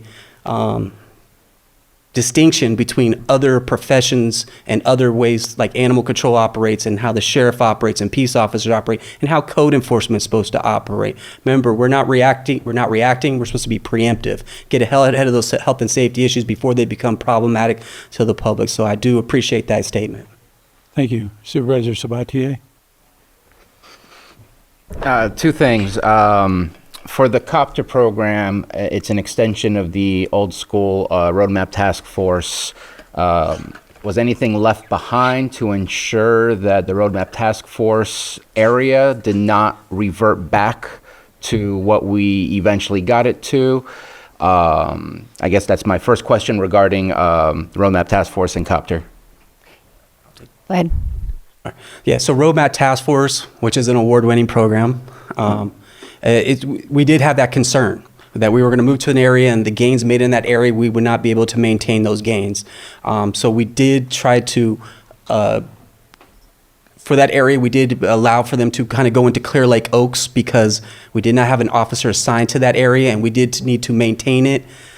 The irony of the situation is after we left the Oaks, some of the issues in that area tend to be exacerbated or tend to some of these things just kind of happen. The issues seem to be bigger issues in the Oaks, so we had to kind of redivert our resources to address those issues that were occurring in the Oaks. But So we did try to do our best to maintain and keep a presence in the Oaks because we didn't want to lose those gains. But at the same time, code enforcement in this county is tough, and issues just seem to kind of arise and pop up just spontaneously, just for whatever reason, for a multitude of reasons. And in the Oaks, we had that issue early on in the first years of Copter, where we kind of had to go address those issues too. I would have loved to have an officer that we could have just staffed for that area, Spring Valley, and possibly Lower Lake, but we didn't have that luxury, so we had to kind of stretch our resources for the Copter program to address those pressing issues in the Oaks as they arose. Okay, and in my vision and my view, like, how do we know that it's not going back, right? How do we know that we're moving forward? Like, in my personal opinion, when we started RoamNap Task Force, I started working on a program to track these things. You are well aware of that. I had different districts in Clear Lake Oaks labeled as District 1, District 2, so that we can eventually score each district and say, hey, you're 8 out of 10, you're 3 out of 10, we need to focus here. We see it degrading back from 8 to 7 to 6, then we can see that there's something that we're not doing, it's going backwards. Are we able to do anything like that, where we can kind of do it? I know that, for example, Director Ewing purchased a piece of software that's being used by both cities as well, so they can use a camera and use AI to drive around everywhere, and it scores our PCI. Is there something we can do that can help score our community so that it helps us to know where should we focus and where are we seeing degradation? We have a lot more data available at our fingertips than we ever have had before through OpenGov. As you know, we started that in March of 25, so we have a little bit over a year's worth of data. The reporting features in OpenGov as they stand now are not quite as robust as we would have liked them to be, but there are more and more tools coming in that program all the time. We always can work with GIS to try to map cases and that kind of thing. As you know, we don't currently have funds for any software purchases or any, we wouldn't be able to incur any costs on new software or new data programs, but we are investigating all of our options for being able to look at data more thoroughly and in a variety of categories and dashboard styles, and hoping that some OpenGov tools will come onto that platform to help us with that. And the tool that you're referring to, we did explore that tool as well. There is a tool that'll go around and map properties or code enforcement issue properties, and then as you drive by them, just as you're normal driving to other properties, it will then keep a record and a map of that as well. So we did explore that. At the end of the day, it did boil down to funding and have the funds for that, but I thought that was a pretty neat and cool concept that could be attached to all our vehicles. So as they're driving, it will keep a record of all those properties as it's driving. We are using AI right now. We are actually meeting with our AI team in the next couple of weeks, as we're using that for to have better reporting. So when we do a property inspection, we'll be able to take a picture of something, have some keywords. It'll also be able to generate and suggest the codes that would be applicable, which our officer would have to manually choose. So we are expanding and trying to build on that AI tool as well. But to answer your question, in this county, there's not like you're going to say one section is bad and one section is good. These things randomly happen in all areas. Hudson is one. Hudson is a nice, peaceful, quaint community, and they had not one problem property, they had 2 problem properties. And if you throw in the one from 5 years ago, that's a 3rd problem property. We got 2 of the 3 resolved. The 3rd one, it needed special enforcement tools and mechanisms and legal tools to resolve that. I don't want to get into the social nuisance conversation again, but not with me. Not with you. Not with you. And I would like to have a conversation with anybody about that. We can call it what you want, but I think we need to provide more information so you understand what we're getting at and why we came to that. I just didn't wake up one day and said, we need this type of social nuisance code. No, I'm not for that. I'm not for more enforcement and more getting on people. But I think in this case, it's necessary. And if you understand, I think education, going back to your comment against Supervisor Pyska about education, when you understand the elements that we're against, and I'm pretty sure you're aware of that, it can be a bit much. and they just kind of come from nowhere. And then one day out of nowhere, this property that was pretty nice, all of a sudden there's trash everywhere, there's junk cars everywhere, there's people that I don't know who they are. Now, squatting is not a code enforcement issue. We're well aware what our authority is and where it stops and where it ends. But the issues caused by some of these squatters do become code enforcement issues. And a lot of times I have concerns about the electrical that they're messing with and doing and playing with that cause some of these fires. So there are some tools out there. They're going to need funds for us to have these tools. But I think AI, the best way to supplement a lack of staffing is to have these AI tools at our hand. And we have identified one like you were talking about with Lars that I think would be a great tool, but we just don't have the money for it. So we're not having that conversation. But just real quick on the hazardous vegetation, and it goes for the other ones, and I'm just going to leave it with a more of a rhetorical question. I don't need an answer, but if you have 270 cases and you've closed 149, I expect that 121 got penalties and fees and have a bill that they need to pay for not doing their part to move them towards doing their part. And if that's not the case, then we need to have a future conversation as to why. Because we can't just do all this work and then say we don't have money for abatement. There has to be teeth to what we do to make sure that we get people to come into compliance. And it's a rhetorical question. I don't need a response, but I know I've asked you for some of that information, and I'm looking forward to that information, but I'll just leave it at that. Things that do not close, that we can't abate on our own, like we have to have a finished product of we find them for not following through because they are a nuisance to their community and their surrounding areas. And I know you didn't want a response, but please, if it's okay, I'd like to respond. Part of our normal process. Make it brief, please. I will. Sorry. Our normal process, as soon as there's a violation, a notice of a violation is the first thing that goes out. And we will be coming forward. One of my next projects is to go through all these administrative fines that we've issued to properties, and then to come before the board to record them as a lien on the property. I believe there's the state law that's been passed that will also support us where there was some ambiguity in the past. But notice violation is always our first step once we have determine a violation exists. All right, thank you. Any other questions from anybody else? I think most of the stuff's been covered, but I will throw out that I do get a lot of hazardous veg complaints too all the time, so I'm constantly telling people to go on the, I've drawn a blank now, OpenGov to file those in there, so hopefully they're doing it. I just had a quick question regarding the discussion that came up on the social nuisance. I think that's kind of similar to what I used to refer to as quality of life issue, kind of the one and the same. So anyway, I would look forward to when we're able to, do some updated work on Chapter 13. I think that'll be helpful to us. So I don't have anything else. I think we need to open to the public still. Anybody in the public wish to comment? Come on up.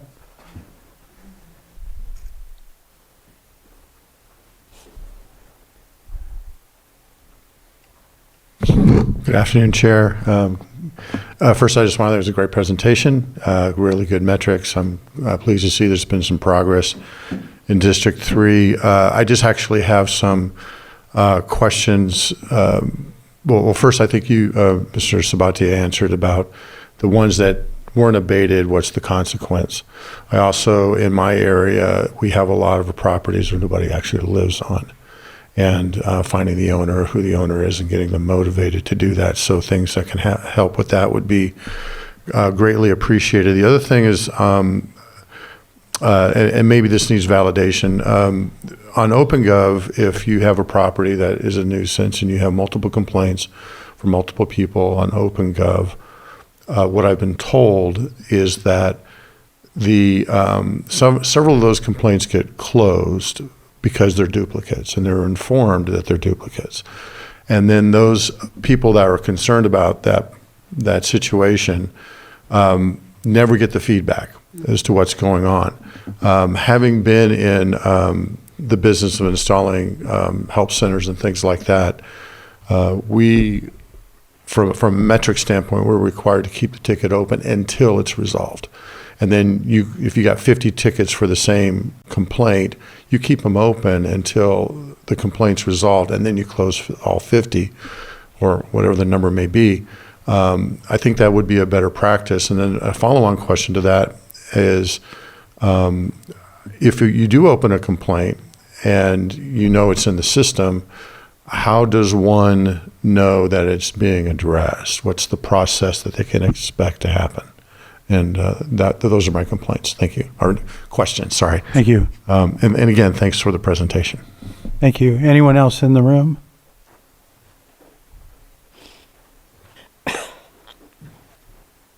Hi, Roberta McIntyre. Listening to code enforcement since that door was opened real quick, I want to share y'all real quickly a system I built in Sonoma County when I was dealing with complaints on parcels for fire code violations in particular. So if I got a complaint, I'd immediately, as fast as I can get an inspector out there, look at the property. They'd visit the property with an inspection form. On the inspection form, there was language that stated that if they don't bring the property into compliance by the next inspection, they would be charged for that inspection and any subsequent inspections where compliance wasn't met. So then when they go out to do the follow-up inspection to see if the violations were corrected, if they were not corrected, then the property owner was told, okay, you're going to get charged for this inspection since you're not in compliance. And then the next inspection, if it's not in compliance, you'll be charged for. If the other hypothetical, if, for example, they went out there first time follow-up, and the inspections were, or the violations were corrected, then they would not be charged for the inspection. That would be burdened by the county. So it seemed to work pretty effectively, and were able to get some form of funding stream into the county to cover the cost of those inspections that were made by staff that otherwise wouldn't be captured. Just a thought. I'd be happy to share my experience with that project or program with code enforcement here at any time. Thanks. Thank you. Anyone else in the room? Do we have anyone online? Yeah. What was that? Just half. Guest, if you could state your name. Thank you, Board. I'd like to address Mr. Beltramo stated that a letter goes out, and I'm a little unclear. That letter goes out with no verification of the complaint. It's not even verified via the satellite program that we pay for. And I'd like to see information included with the notices, such as resources available, how to safely abate, and the local programs. I know you said that it goes out in the letter, but it should be with the notice that's physically posted on the property. You can put programs such as clerk, Firewise, reaching out to the town hall, just other ways to help somebody that's not familiar with the area. For an example, it's claimed that the property in Clear Lake Oaks, where the house burned down, had 5 notices from CDD, and it was a homeowner from outside of the area not familiar with the fire hazards, and that's what resulted in 3 homes being lost in that area. My next thing is, at the beginning, it was stated that no cohort 3 cannabis grants will be included in this and it will be brought back later. I'd like to know why cannabis is consistently left out of these discussions, like the annual crop report and grant updates. What is happening with the grant funding? What do abatements look like for legal and illegal grow sites?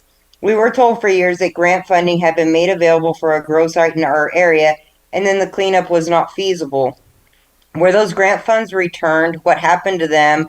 As there were other sites in the area that could have still been abated, and here we are 4 years later. These are sites along creeks, lead to watersheds, and affect the environment. Also, one other thing, the last slide that you guys saw in the presentation for reference, that was a property that has numerous violation notices.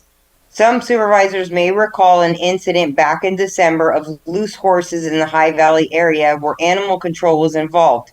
The horses came from that property in the last photo, and those horses were never claimed. There are still other animals on that property and even children living there. So my last thing is that I know it's been said that the OpenGov complaints are anonymous, but as far as I can tell, if I go on to OpenGov and file a complaint, you are unable to do it anonymously. So I'd like to know if that has been fixed. Thank you. Thank you. And do we have anyone else online? User 12. User 12, if you could state your name. Skylar Pillsbury Family Farms, and the two words in the memo that caught my attention was the social nuisance. The memo says there is persistent social nuisances that are not currently addressed under Chapter 13, and that Chapter 13 is being updated to address them. I encourage you to start looking at how other places in California have already handled this, because Lake County isn't the first government to deal with the issue. There's a few ordinances out there worth looking at before you finish yours. Sacramento has an entire social nuisance code, and what I like about their approach the most is that they just didn't create another enforcement power. They created the process that goes with it. They define the behavior that they're trying to address, and they have an evidentiary standard, and they have hearings, written decisions, and a process for challenging them. And then there's Hayward. Hayward makes the important distinguish between the nuisance caused by the physical condition of somebody's property and a nuisance caused by the behavior of the people on that property. It's an important distinction for Lake County to think about and to take a good look at, because weeds and garbage and unsafe building or an unpermitted structure are one thing, and human behavior is something different. Once code enforcement starts dealing with human behavior, they can overlap between community development and law enforcement. And Hayward's ordinance recognizes the difference while also establishing the notice and the enforcement procedures and ways for people to challenge them. I'm not saying that Lake County should copy any one of them word for word, but look at them and use them as tools. Looking at Sacramento and Hayward and seeing what works, seeing what protections they put in place, and decide what makes sense for Lake County going forward. Because if you're going to expand Chapter 13 from primary dealing with conditions on property into dealing with behavior that's occurring, make sure that you're clearly establishing where code enforcement's responsibility ends and law enforcement begins. Establish what evidence is required, establish notice and the fair opportunity to be heard. You don't have to reinvent it, but learn from the different governments that already have the homework done, improve upon it, and hopefully build a better Chapter 13 that another county might one day look at and say, hey, Lake County finally got something right. Mulayham. Thank you. Do we have anyone else online? Donna, you're unmuted. Go ahead. Good afternoon. Donna Makowitz speaking as resident of District 3 only. Thank you to Tom for his earlier comment. I'd like to also share, when the public reports violations on open.gov, if another violation for that parcel and similar violation has been sent in and recorded, the report say that if I reported it, it then becomes closed. When it's not really closed, just my complaint record is closed. So reviewing and looking at statistics on what is an open violation versus closed will not ever be accurate. Thank you very much. Thank you, Donna. Do we have anyone else? I'm going to close public comment and bring it back to the board. Regarding I'll look for clarification. My understanding of when I've used OpenGov, you have to have an account to be able to use it, but once you put your information in, you can click. There's a box that you can make it to where you're going to be anonymous when you file that complaint, or you can also leave your name in there. Is that correct? Is that how it works? Am I remembering that right? We have built it so that the complainant's information is available to us, but it's not available to the public. Okay, so when in we every say it's case. anonymous, we mean it's anonymous to the public. Okay. But we do have the requirement that as a complainant, you must provide us with your contact information so that we could follow up with you. Okay. I have a couple of other clarifications if the board is interested. In terms of duplicates, what has been said here today is correct. The way that the system is built, it's a 1-to-1 ratio. So one complaint is one case. There's not really a way in OpenGov. As you know, data tools and software tools are great, but they all have limitations. And so once we have multiple complaints on one parcel for the same violations, we work one of those cases. It's a case management system ultimately. A side benefit of that is that information can be, statuses can be available to the complainant. That's a side benefit, but the system is really a case management system. So the officer is going to manage their case all the way through to completion on one of those cases that have been opened through a complaint. So it is a limitation to OpenGov that we acknowledge. Couple of other things. When we say a letter goes out immediately, it's a courtesy letter. We do often verify via the satellite tools that are available to us. Just as a point of clarification, code enforcement is no longer paying for a software subscription for satellite services. We have other tools available to us for free now. And educational materials absolutely go out with both that courtesy letter and the notice of violation, and in any personal contact made with that property owner. And those educational materials do identify the local resources, clerk and Tara, and all of those local resources that are available. Thank you. Is there anything else from board members? I think we've covered it, and appreciate staff noting some of the concerns that came out. So we'll go ahead and adjourn for lunch and come back at 1:40. I'm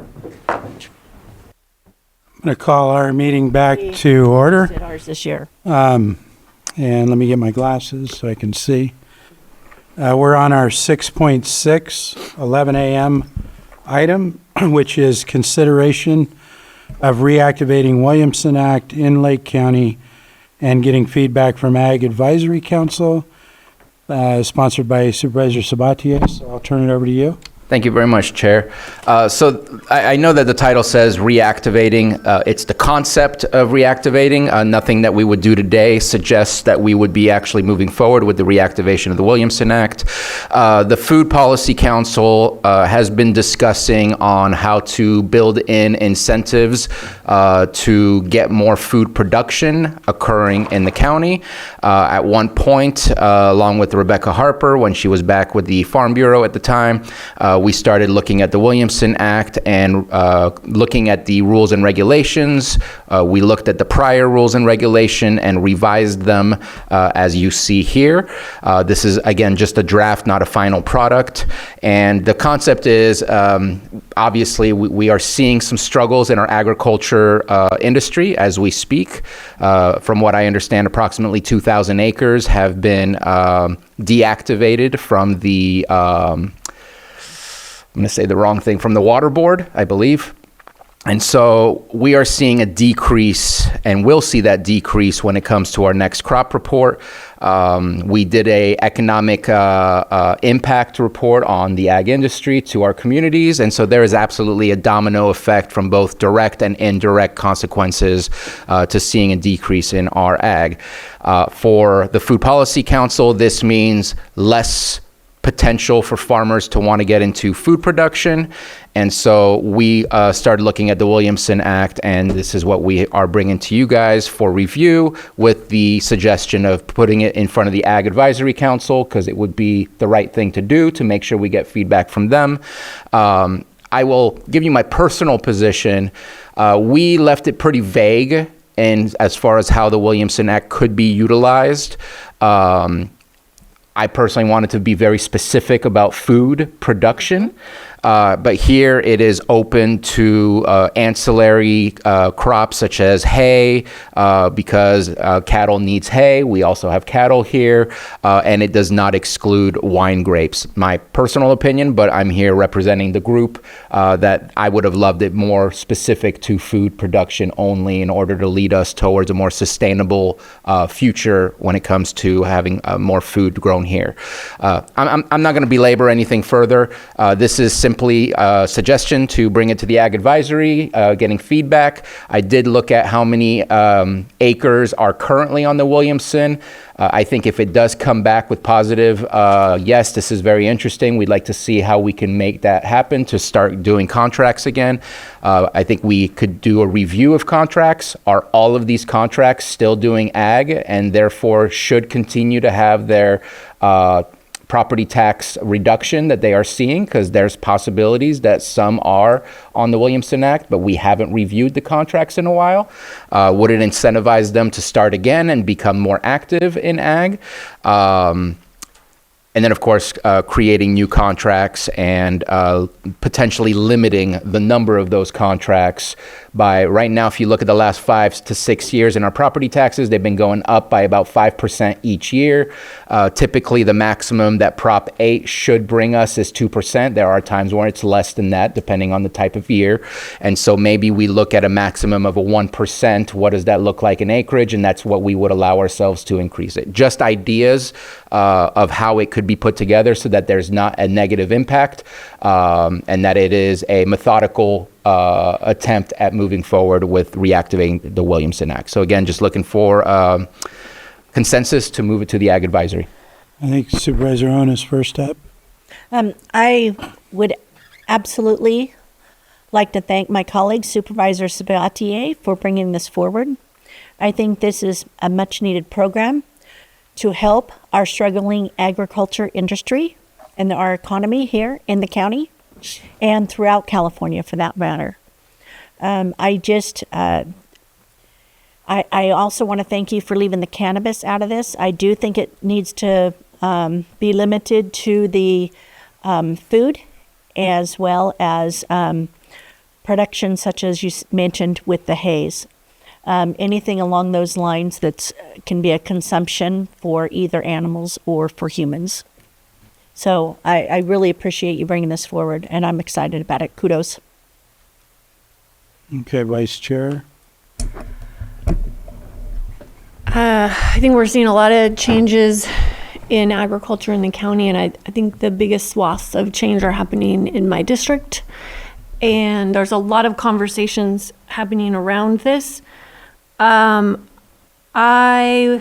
have some concerns about taking this straight to the Ag Advisory Committee for their recommendation.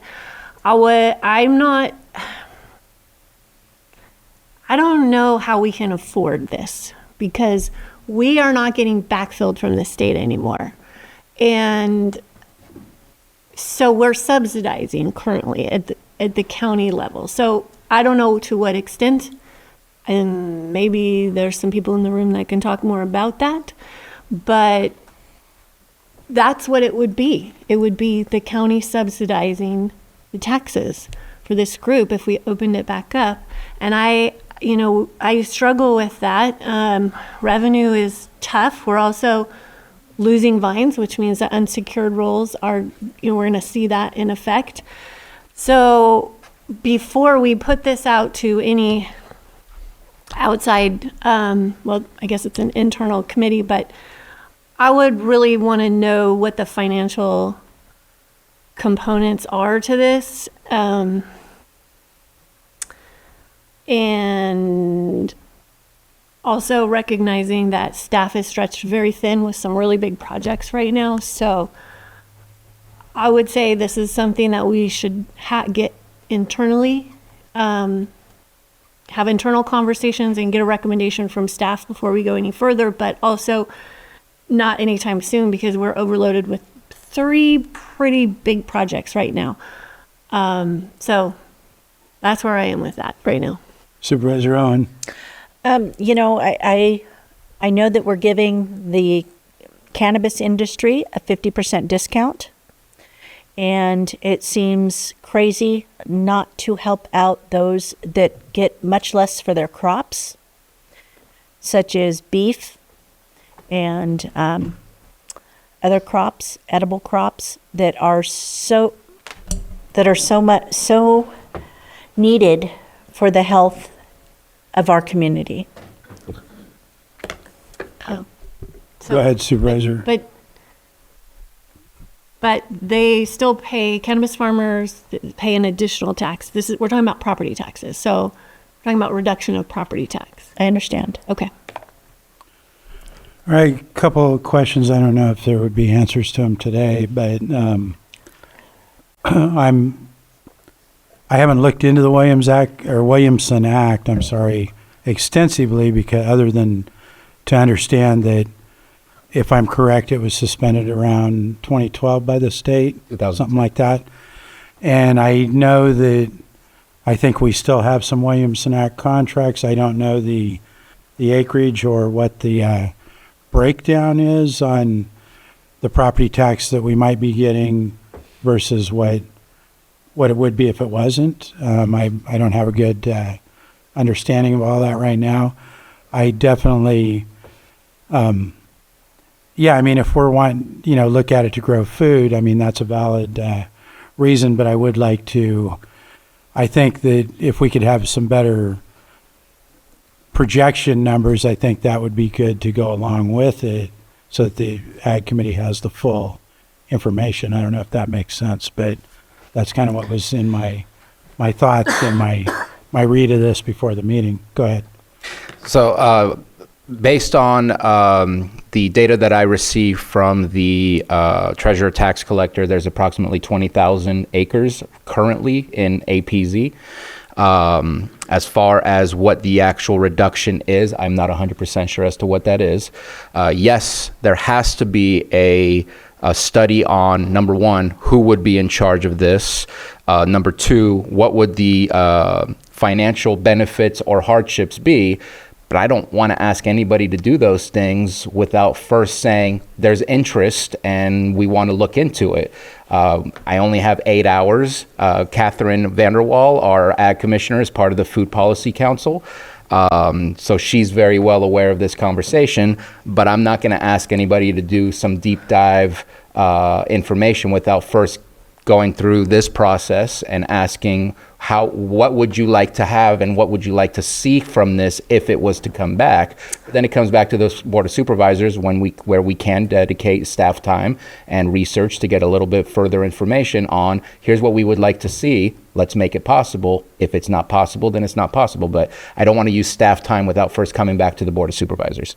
Okay, Vice Chair. And, I don't want to put this out to a committee and raise expectations when it might not be something that's feasible for us and that we can do or that we should do. So I don't think it's prudent to get out there and have those conversations until we understand the full scope. And it is going to likely fall on community development. There's going to be inspections. There's going to be all kinds of work that is not self-funded. So that is going to be another general fund pull on CDD. And so, for me, I don't want to ask that question to our ag community until we know if this is something that's viable. Supervisor Owen. By far, the largest portion of the farms and ranches that went under in 2025 was in California. And that has to do with the hardships and the expense of doing business here. California is one of the highest producers of food in the nation. And yet, we are going under, I can't remember the numbers now, but I know that Congressman Thompson did put something out I think it was the first of the year, and I did republish it. And it was something like 2/3 of the nation's ranches and farms that had to go out of business were in California throughout the whole nation. Obviously, you can make a lot more money doing other things on your property. What we're supposed to be doing is helping to keep our agriculture alive. And I think this is going to be really important to do that. Okay. Well, I think we've got questions out there. I think I can open it up to the public. I know it looks like there's a department head that might want to say something, so we'll just go ahead and take that now. Thank you. Mariah Turner, Community Development Department. Additional research would also be required to get you a more accurate total acreage of properties that are still within Williamson Act.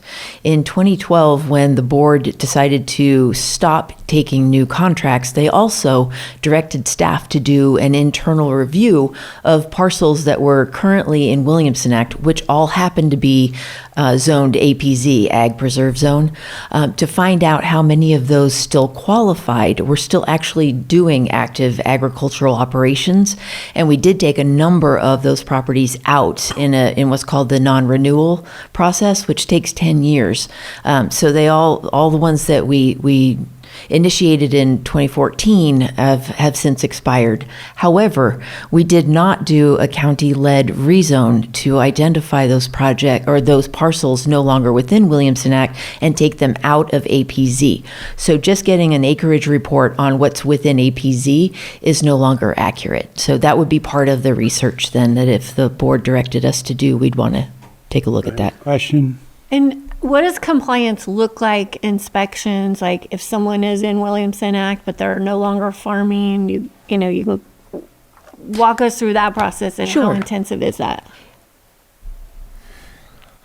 A lot of it was done via satellite.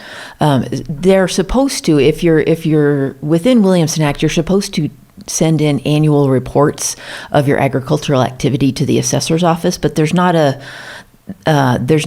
consistent number of those property owners doing that reporting. So we started looking on satellite, and it was easier to tell prime farmland, prime ag farmland, because there's still trees on there. And if they're not all dead, you can assume that they're still harvesting every year. The rangeland is a little more challenging.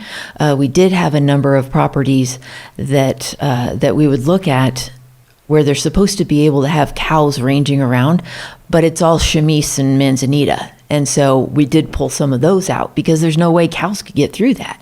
So I couldn't find the cows, and if they're not turning in any reports, I actually drove out a few hours looking around some of our more remote areas just to see if I could see any evidence of a cow.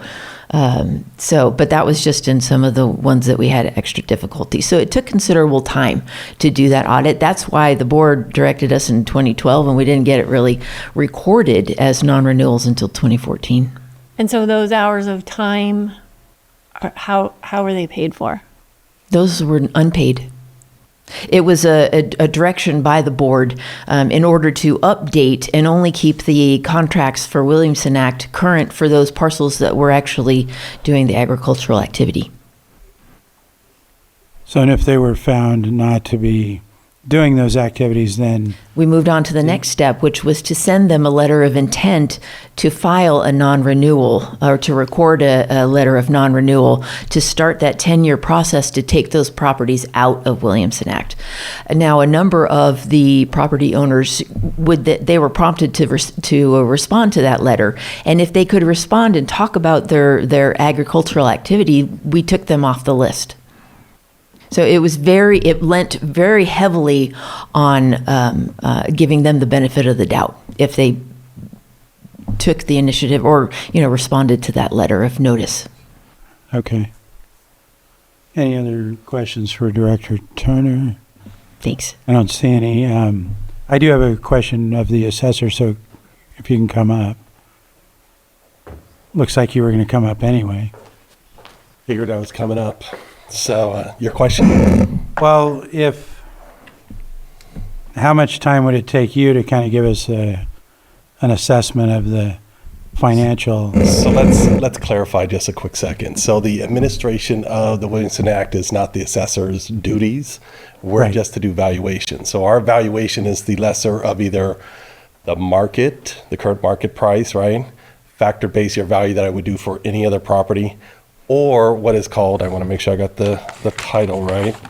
It is called restricted value, which basically is the net ag income. So if you're producing an ag product minus your operating, income or operating expenses would be your net ag income divided by whatever your county defined cap rate is. In our case, it's 5%. That's middle of the road for cap rates. So when you hear that they don't supply us with information, also known as ag income, we have to guess, right? And so we have a lot of properties. We know because we go visit properties also, and I could tell you there's definitely some properties that we drive down that I don't see any proof of agricultural, product or anything going on. But generally, I'm not supposed to take that into account. My whole purpose is to value that property, not to determine if there's agriculture activity going on. That's for CDD, Maria, right? And so we've actually had a discussion with her a couple months ago regarding the same. Is we're not really supposed to be sending that information to her. to basically do something with it. But from our recollection and our limited going out to the sites to do our job, we can see that there is definitely something that needs to be, addressed and looked at. They get a benefit on the tax base, right? And so if you're thinking about putting anything further, my own opinion is you clean your house first and then you go further. The other thing to highly keep in mind, and Maria alluded to, 10 years. You guys open this up from a financial standpoint. You open it up, you give it to one farm, they work on that for 1 year, and they comply for 1 year, and then you realize they're not in compliance. It's going to take you 10 years to get them out, right? So keep that in mind. That's the way it works. And what you guys called out as far as subvention, which the state put this in place to support ag, but then they wanted us to support it locally, but like they do most cases, they immediately pulled the rug on the financial pretty quickly. That seems to happen often. And so that's exactly what's happening is we will actually have to pay for whatever we do. As far as, is it going to be substantial? I don't know. It depends on what you guys write. I can work with Maria and Patrick and we come up to some numbers of what we see now, but whatever you guys do will change that whole flavor, right, of the landscape. So does that help? Yeah, so what you're saying just on one point there is, let's say I wanted to get 20 acres to be able to grow food. Yep. And I went and I grew food for 1 year. Mm-hmm. Then I could just, for any reason I so choose, quit growing that food for 9 more years and I would still get the benefit of the reduced tax. Yeah, so you just heard Maria describe, she's going to go out once it's discovered through her mechanism, right? She's going to discover that you don't grow food anymore for the purpose of the exemption. And so since you don't grow food, now we send out letters, please start growing food. You still don't continue to grow food, she'll start the process that will then take, if it's exactly 1 year, 9 more years to get you out. So you can see there's a huge benefit to game the system if you don't have a lot of gates and making sure that you're internal controlling it. I think it's a great system. I totally believe in supporting ag. I think it does a great for fire break in our county, a lot of great things. But this particular program has a lot of benefits and you got to be very, very careful on how you set it up on internal controls if we are going to take it in-house. That's Rich's financial hat. So, any other questions? Not from me. Anybody else? No, thank you, Rich. Okay, thank you, Rich. No problem. And we have a tax collector. Looks like he wants to add some info. Good afternoon. Yeah, I would echo what Rich said to a great extent there. Our office just has the similar thoughts. I think we would definitely want to get more detail, and a lot of it depends on what your board does end up doing, how wide. I mean, when I first saw it, I was thinking about if it's open fully, as some counties did their Williamson Act, that could bring in an enormous amount of properties, a lot of large landowners who pay very high property tax bills are an important part of our role. So, I mean, part of it, when I heard about the food piece, I was thinking this is going to be focused on smaller landowners. But yeah, depending on how you craft it, there's the potential that this could expand significantly. And I think those points that were raised are important about the 10-year window that opens. So I think it'd be valuable to have more detailed breakdown. I'm thinking about how we put that data together. I'm not sure how well we can refine that data, but we can do our best. I can certainly work with CDD in the assessor's office and try to come up with some estimates and help guide any decision making. But yeah, I think it's important. The wider that you open this up, the bigger the financial consequence. So I would just encourage your board to keep that in mind as you consider how you're going to proceed. Thank you.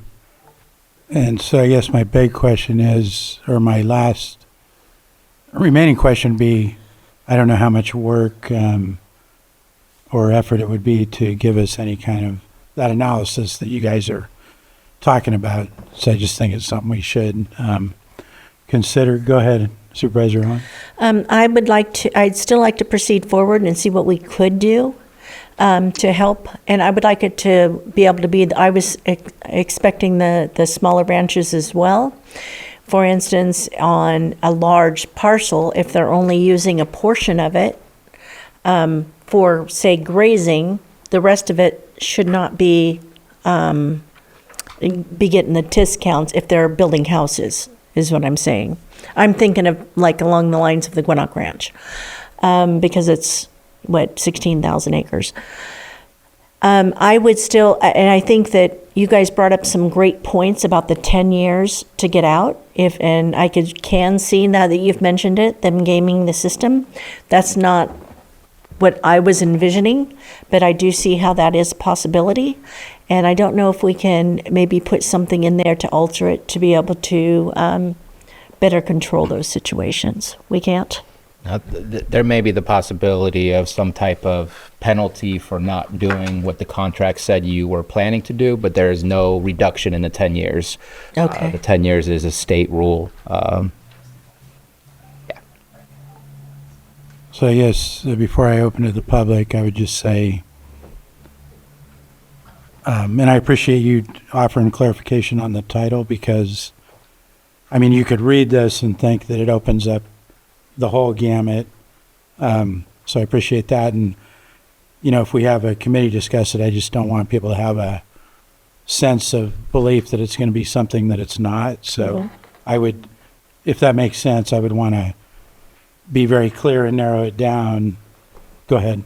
And I think that, I mean, I'm willing to go in multiple ways as long as that way is forward.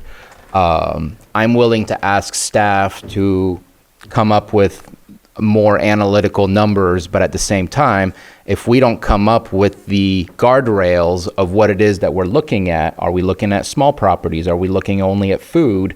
Then how are they going to come up with these numbers? It's going to be very vague and broad. And so this is why I wanted to bring it to the Ag Advisory, so we can get some of those level of details of what are you interested in? What would you be supportive of?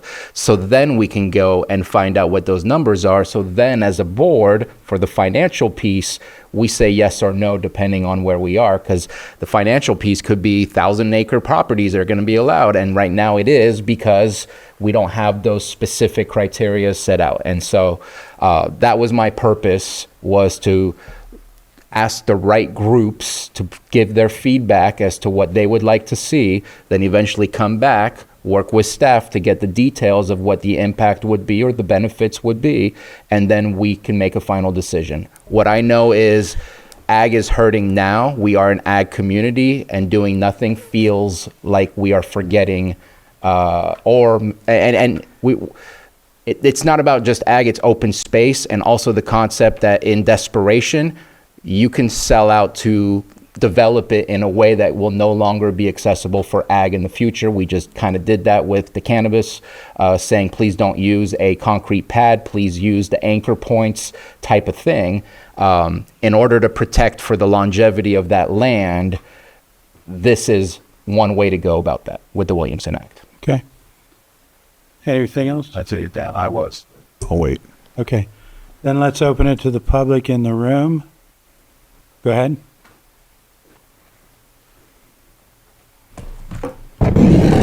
Good afternoon, Mr. Chair and Supervisors. Margot Kambara. Thank you, Supervisor Sabatier, for bringing this forward, and thank you to the Food Policy Council for bringing this forward. It addresses challenges that the county faces, but also priorities and values, and that is, we worry about our neighbors who are food insecure. We want the county to be able to produce food locally. We want to have food sovereignty in Lake County and not having to import all our foodstuffs. We want to see food independence. We want to see a vibrant ag community, ag economy. We want to empower local people, our farmers, to produce local food for our neighbors. And that takes leadership. And that leadership means fact-finding. So the proposed measures here go to the Ag Advisory Council or the Ag Advisory Committee, I don't think is a great leap. And I don't think it's really raising expectations too high to pick their brains, to say, what is the interest here? What can we do? What can we do to help our local farmers? And what makes sense? So we get a better idea of what size parcel makes the most sense and what kind of foodstuffs might be eligible for this program. And as well as getting more parameters on what would work for Williamson Act 2.0. So I encourage you not to shut the door on this idea. This is just the beginning. Let's just start the road to finding ways to help our local ag economy, our local farmers. Thank you. Thank you.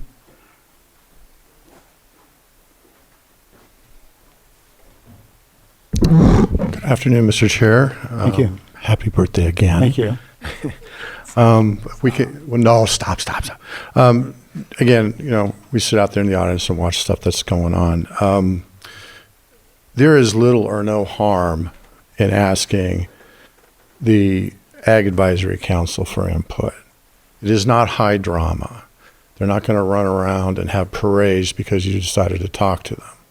Also, some of the best policies that come out of here is when you are transparent and you seek that input in advance. Most of the biggest problems you have is when it's done in an area that's not quite transparent and people feel they weren't notified, like we heard this morning. So here we have an opportunity to do something to help our local farmers, our local community, to be food secure. And yes, there are probably some financial impacts. There's probably some considerations that need to be done. But to table it indefinitely for a long, long time because CDD has a lot of things on their plate, with all due respect, I think that's not worth not having a meeting with the Ag Advisory Committee or Council or whatever their stands for. Have a conversation. The more conversations you have, the better. The more transparent you are, the better. It doesn't, and yes, you can set the expectation. This is a preliminary discussion or whatever it takes to say, okay, let's do this intelligently. Your best products come when you talk to the public. Thank you. Thank you. Anybody else in the room? Looks like it. Did you? About how? Yeah, if you had something, let's go to the public first and finish that. And then I'll bring Rich back up. Hi, Elaine Brown. I just kind of pop in sometimes and I don't know the full gamut of what this is about. But what shocks me is that this room only has a few people in it. And I just kind of stopped by because I'm in town. So this sounds very important to the ag industry. And we, the people, can have whatever we want. And there's only one of you that represents thousands. And that's very hard. I know that's very hard. So I don't understand truly why this room isn't full of all the ag people, which I know are very active. So it might be something I don't know, but it concerns me when I see the money person for the county in here, which means it's a very important issue.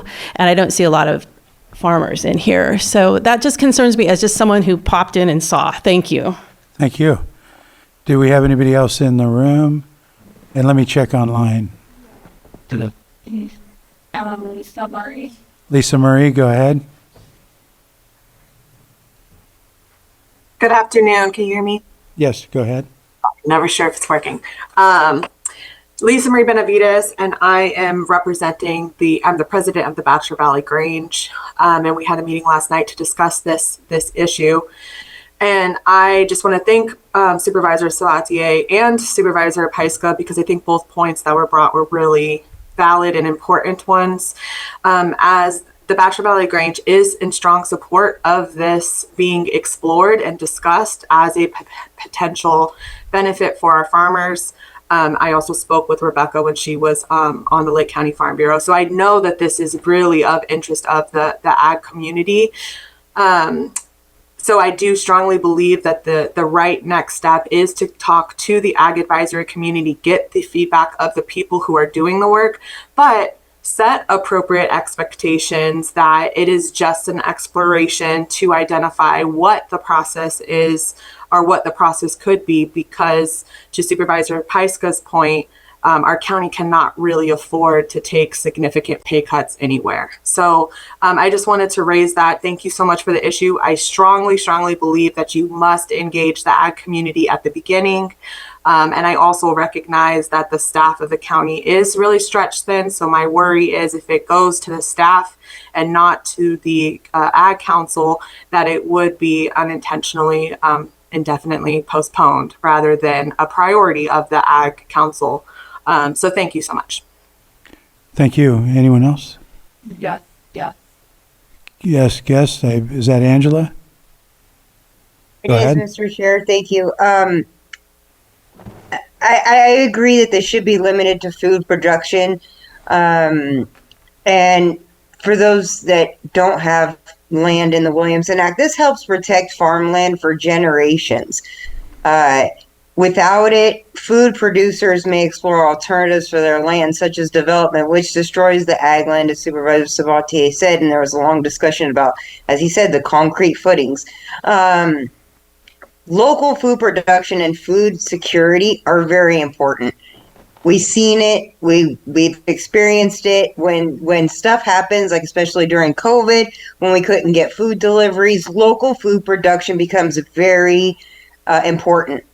I'm not sure if it's feasible, but perhaps you can consider restricting enrollment to operations that have been consistently in production for 10 to 15 years or more to ensure that it's long-term producers that are protected, not fly-by-night industries. Another thing to think about too is that you guys are in the process of writing a low-impact camping ordinance that these farmers would also be able to take advantage of, and that would provide TOT tax. So I'm glad that you guys are having this discussion. I hope it does go to the Ag Advisory Committee Council for more review, but Williamson Act is a very helpful for farmers. Thank you. Thank you. Is there anyone else? Serena, go ahead. Good afternoon, board. Sorry I couldn't make it in person. I did want to say that a lot of the ag community is currently in pear harvest, so that's why we're not seeing a room full of farmers, but I just wanted to let you know that for folks that, and I can't be there, we're going through some construction. But anyways, I wanted to speak in support of this and going to the Ag Advisory Council because from both a farming perspective from Lake County Farm Bureau and also a land conservation perspective, I believe revitalizing the Williamson Act is an important tool for not only protecting land, but also supporting long-term viability that a lot of folks have mentioned. Keeping productive agricultural land in agriculture helps not only preserve our landscape, but also local infrastructure, knowledge, and businesses that makes an agricultural community possible. Not only that, it'll help bolster and might maybe incentivize folks to shift more towards food production and, like others had mentioned, being more food secure in our community. And it also helps alleviate some of that cost that it takes to farm in California and the cost of what we're seeing in the market and the challenging farm market and the ranch lifestyle. So revitalizing and just looking and bringing it to the Ag Advisory Committee can provide important feedback and guidelines and guardrails, as Supervisor Sabatier said, and get a better, bigger picture and scope of what we can really do with revitalizing Williamson Act and future of farming in Lake County and agriculture. So thank you, and I strongly support this from Lake County Farm Bureau and also from a community citizen of Lake County. So thank you, guys. Thank you. Anyone else on? I'll close public comment, bring it back to the board. You want to come up, Mr. Ford? So just want to clarify a few things that were said. Just probably a good time to do it. I know earlier, and I think Jessica actually clarified it, there was a mention about like a 50% reduction or discount that we give. That is for sure not property tax. That has nothing to do with property tax. Cannabis pays property tax as if they would pay, anybody else would pay it, right? Because it's considered the crop grows up in 1 year and dies in 1 year, similar to a tomato. There's nothing called out for any exemption, any reduction whatsoever for cannabis and property tax. First answer. Second answer I wanted to make sure was clear was you mentioned being able to take a property and almost because they would have a certain portion in the Williamson Act kind of use, that the other stuff could be developed. Well, and I'll have to go back and double check my regulations, but usually it's once the parcel is put in that use, it's in that use. And so I don't think there's a way to parse it out, a portion and then a portion, which is another way to game the system. Would be, oh, great, I did all this, and then 3 years into my 10-year cycle, I realize that I don't want to do that, and I just leave a portion in ag, called out it by definition, and then the other portion I'll just move to development. So that's another way to game the system, so it's something to be aware of. The other point I want to make is, even though we're talking about property tax, the Williamson Act concept arrived from the state, right? As all property tax rules do. That being said, you guys have to take into account that framework that got given by the state and double check, and this is probably Lloyd's answer, double check how much you can move that around, and can it be that much varied than what's frameworked across the state. Third answer is realizing that you're going to make a decision based that might affect property tax revenue. Realize that you guys, even though it covers about 50% of our general fund, it really is only about 25 cents on every property tax dollar. So you guys are actually advocating for the schools, mainly, in the cities and some of the other smaller pieces, plus the places that do direct charges. So even though you guys are making decisions and there's a lot of stuff on your shoulders to make that decision, just realize that you are representing the other factions within that property tax dollar breakdown. So I just want to make sure that was clear. And Somebody's wanting to and ask. so in the past, the state would back them. Yeah, subvention. And so it was really successful. It was a really successful program for protecting ag, not just in Lake County, but other counties. And I know that, this is an industry that we've got to bolster. It is part of our community. It's an important part of our economy. But at the same time, I don't think that we can take that hit and not have that backfill and that subsidy that was before. And that's one of my biggest concerns. And I'm glad that you brought that up. And if we're going to also be affecting the other districts because of this, and would the state even allow us to do that if we're sending less property taxes? Don't know. That's a question probably for Lloyd to investigate for you. But as far as, I just wanted to make sure, because like you said, you guys are thinking kind of in a bubble, right? So I'm an ex-controller in my old world. You guys are thinking about your revenue, right? But because you're only taking 25 cents on the dollar, you have to be thinking about the 60 or 70 cents that goes to the school and their budget. So indirectly, you're thinking about a couple different budgets while you're trying to make this decision, because you affect the schools a lot. So you guys hear all the schools within your districts, and not all of them are super flush with Olympic-sized swimming pools, would be the answer. And so you got to consider all of that while you're trying to make this decision. And that, I don't envy you guys making that decision with all that, but you can't just make it in a bubble, would be the financial answer, because you're going to affect other people. And so you got to make sure this is done right. Make sure to talk to Lloyd and see what you can do flexibility wise. And then I will take my controller hat off, unless you guys want to ask another question. You have another question? Okay. Anybody have more questions for Rich? I mean, I'll just respond. I'm looking at it from a percentage, not a number at this moment in time, because a percentage affects everybody that's downstream from that actual property tax bill that they receive. Breaking it down is a complicated process to understand exactly how it will affect each individual. Every county that has a current Williamson Act uniform code is a slight variation of every other county on the acreage and the zoning and so on and so forth, and the type of activity as well.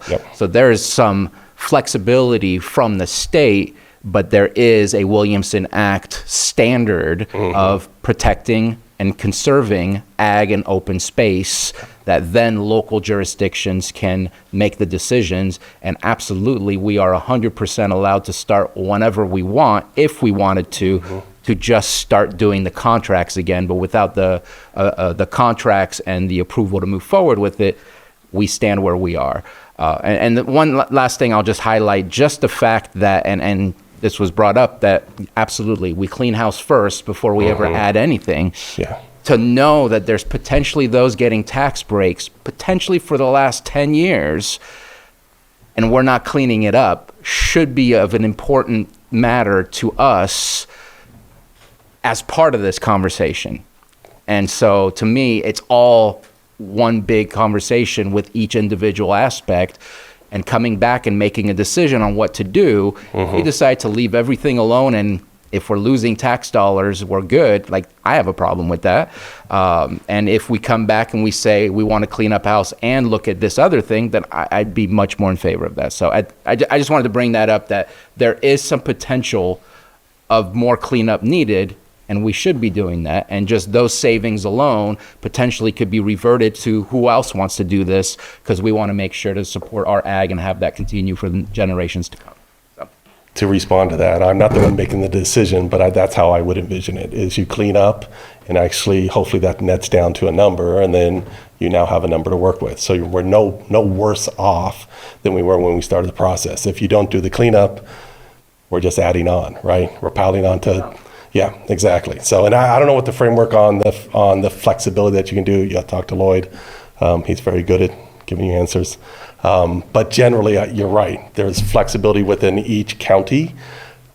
Where the core of what you can flex, I don't know, to be honest. And the majority of the reduction that people are seeing from the Williamson Act is based on the amount produced and sold. It is an economic number that needs to be utilized. It's not just you have 100 acres, therefore you're reducing that.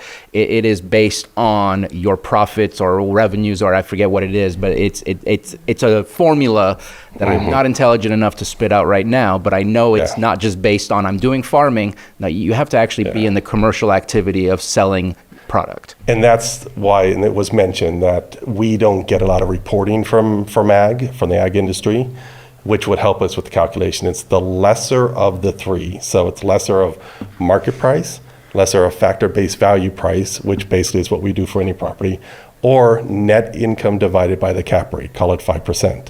Is that net income is ag income minus your expense, simple net income, right? And so if we don't get the reporting from ag, we're either guessing based on a neighbor's property, right, or any information we have from the industry, might even be from Davis on their general industry information, or we'll turn around and do the best guess on our calculation. When in doubt, we'll do the best guess we can. We don't have all the resources all day long to go check every property, as we would like to, but we don't. Does that help? Any other questions? I think so. Okay, I'll stop talking. Okay. Yeah, so the Ag Advisory Committee, we've made a commitment to the farmers. We're not going to bother them in the middle of harvest unless it's something urgent. And so we typically wouldn't meet until November. Caveat, there is something very urgent.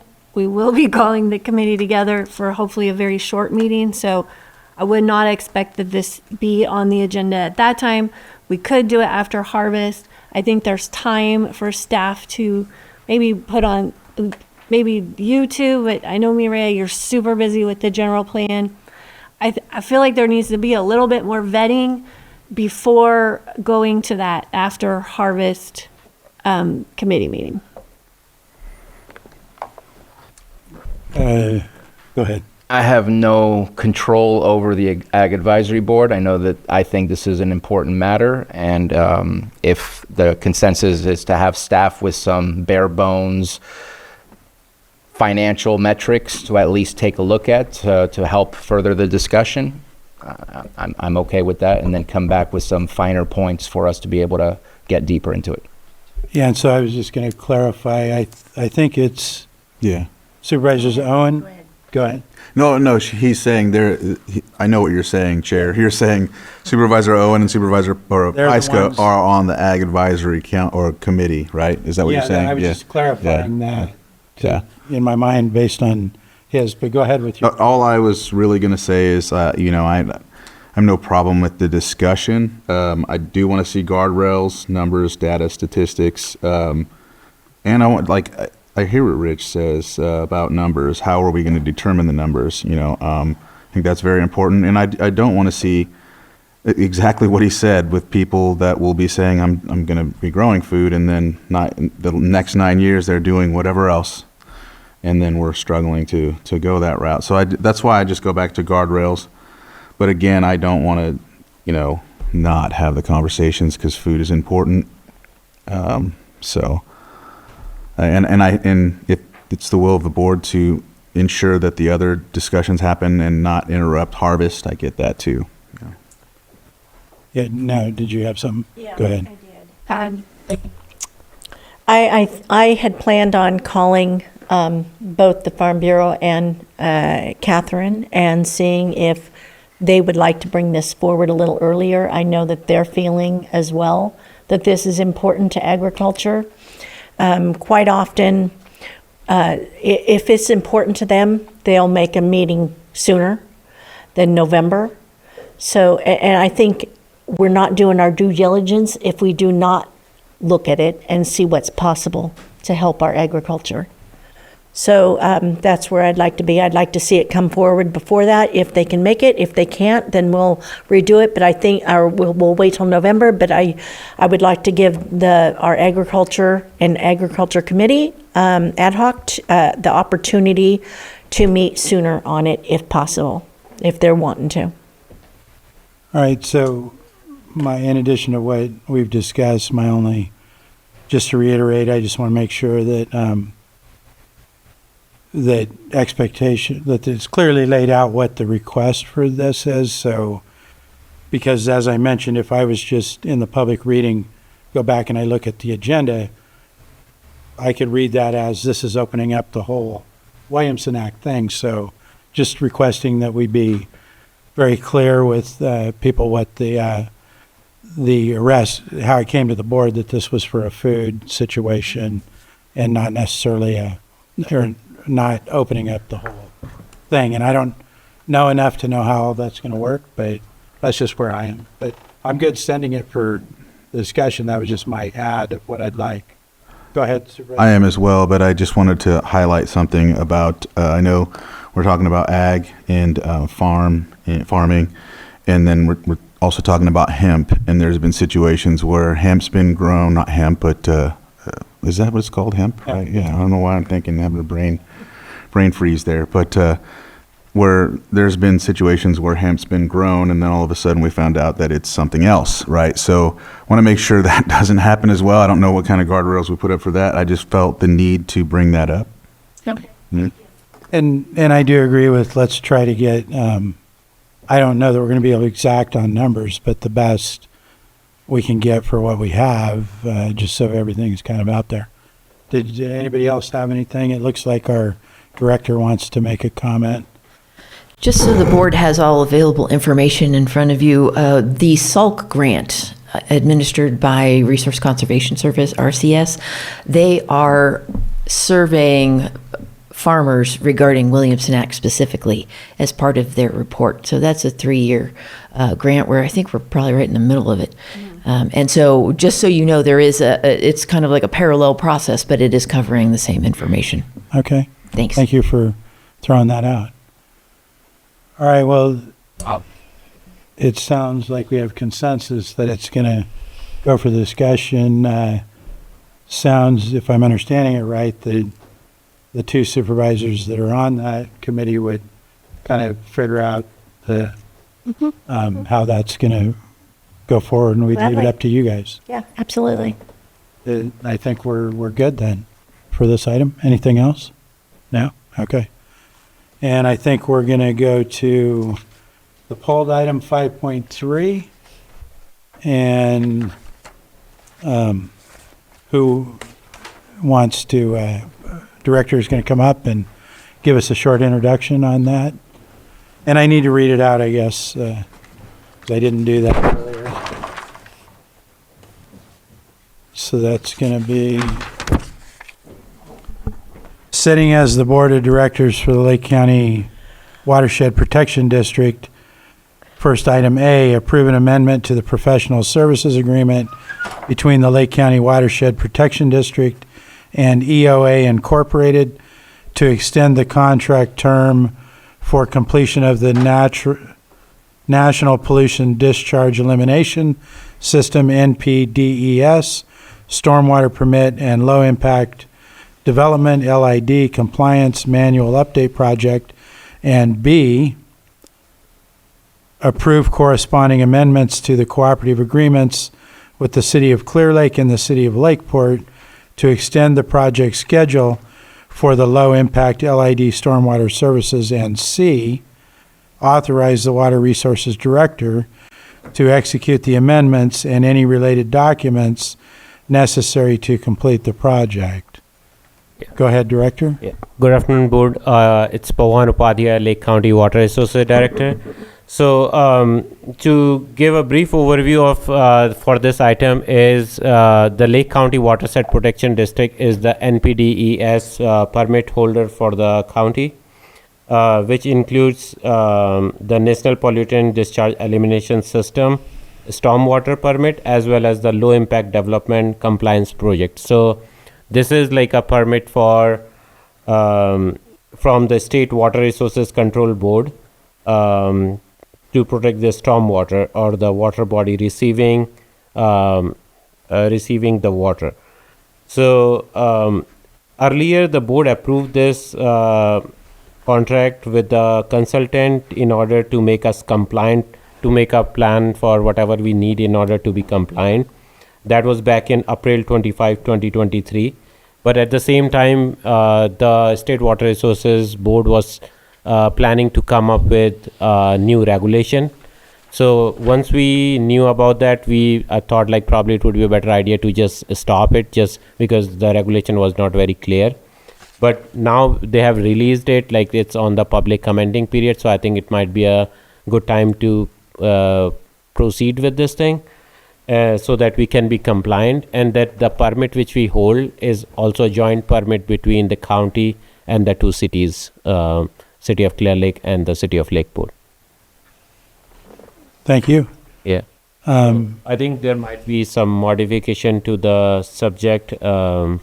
Is it from the county council? County Council, did you want to respond? Sure. Thank you, Mr. Chair. So, at the onset, before your board, and the recommended action section of the board memo, it has A, B, and C. It corresponds with the subject when you announce the item for your board's consideration.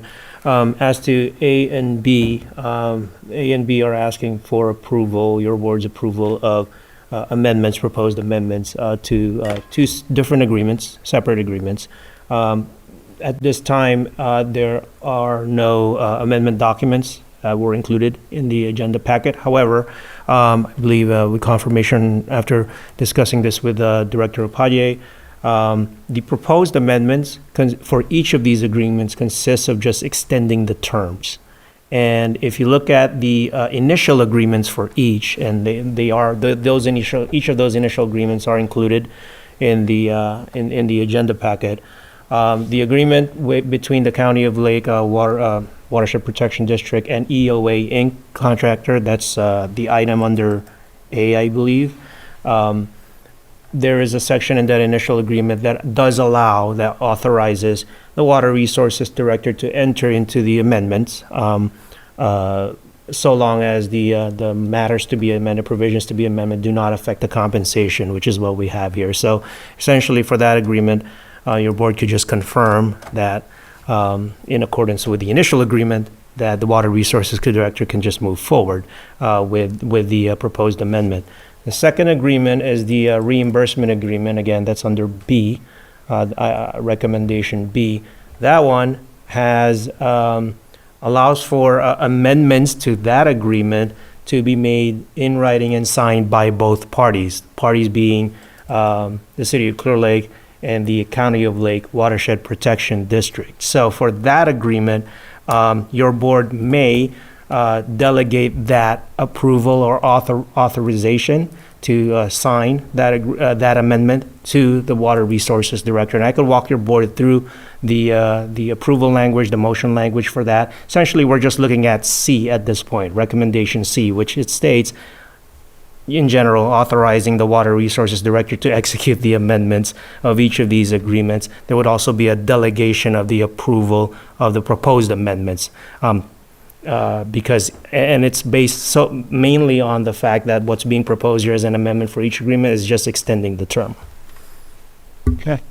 Thank you. And I believe we had some questions. I think you were first. Yeah, no, the changes are perfect. What I would ask is in the motion to also, can we get a copy of the amendments once they have been signed and executed? That would be great.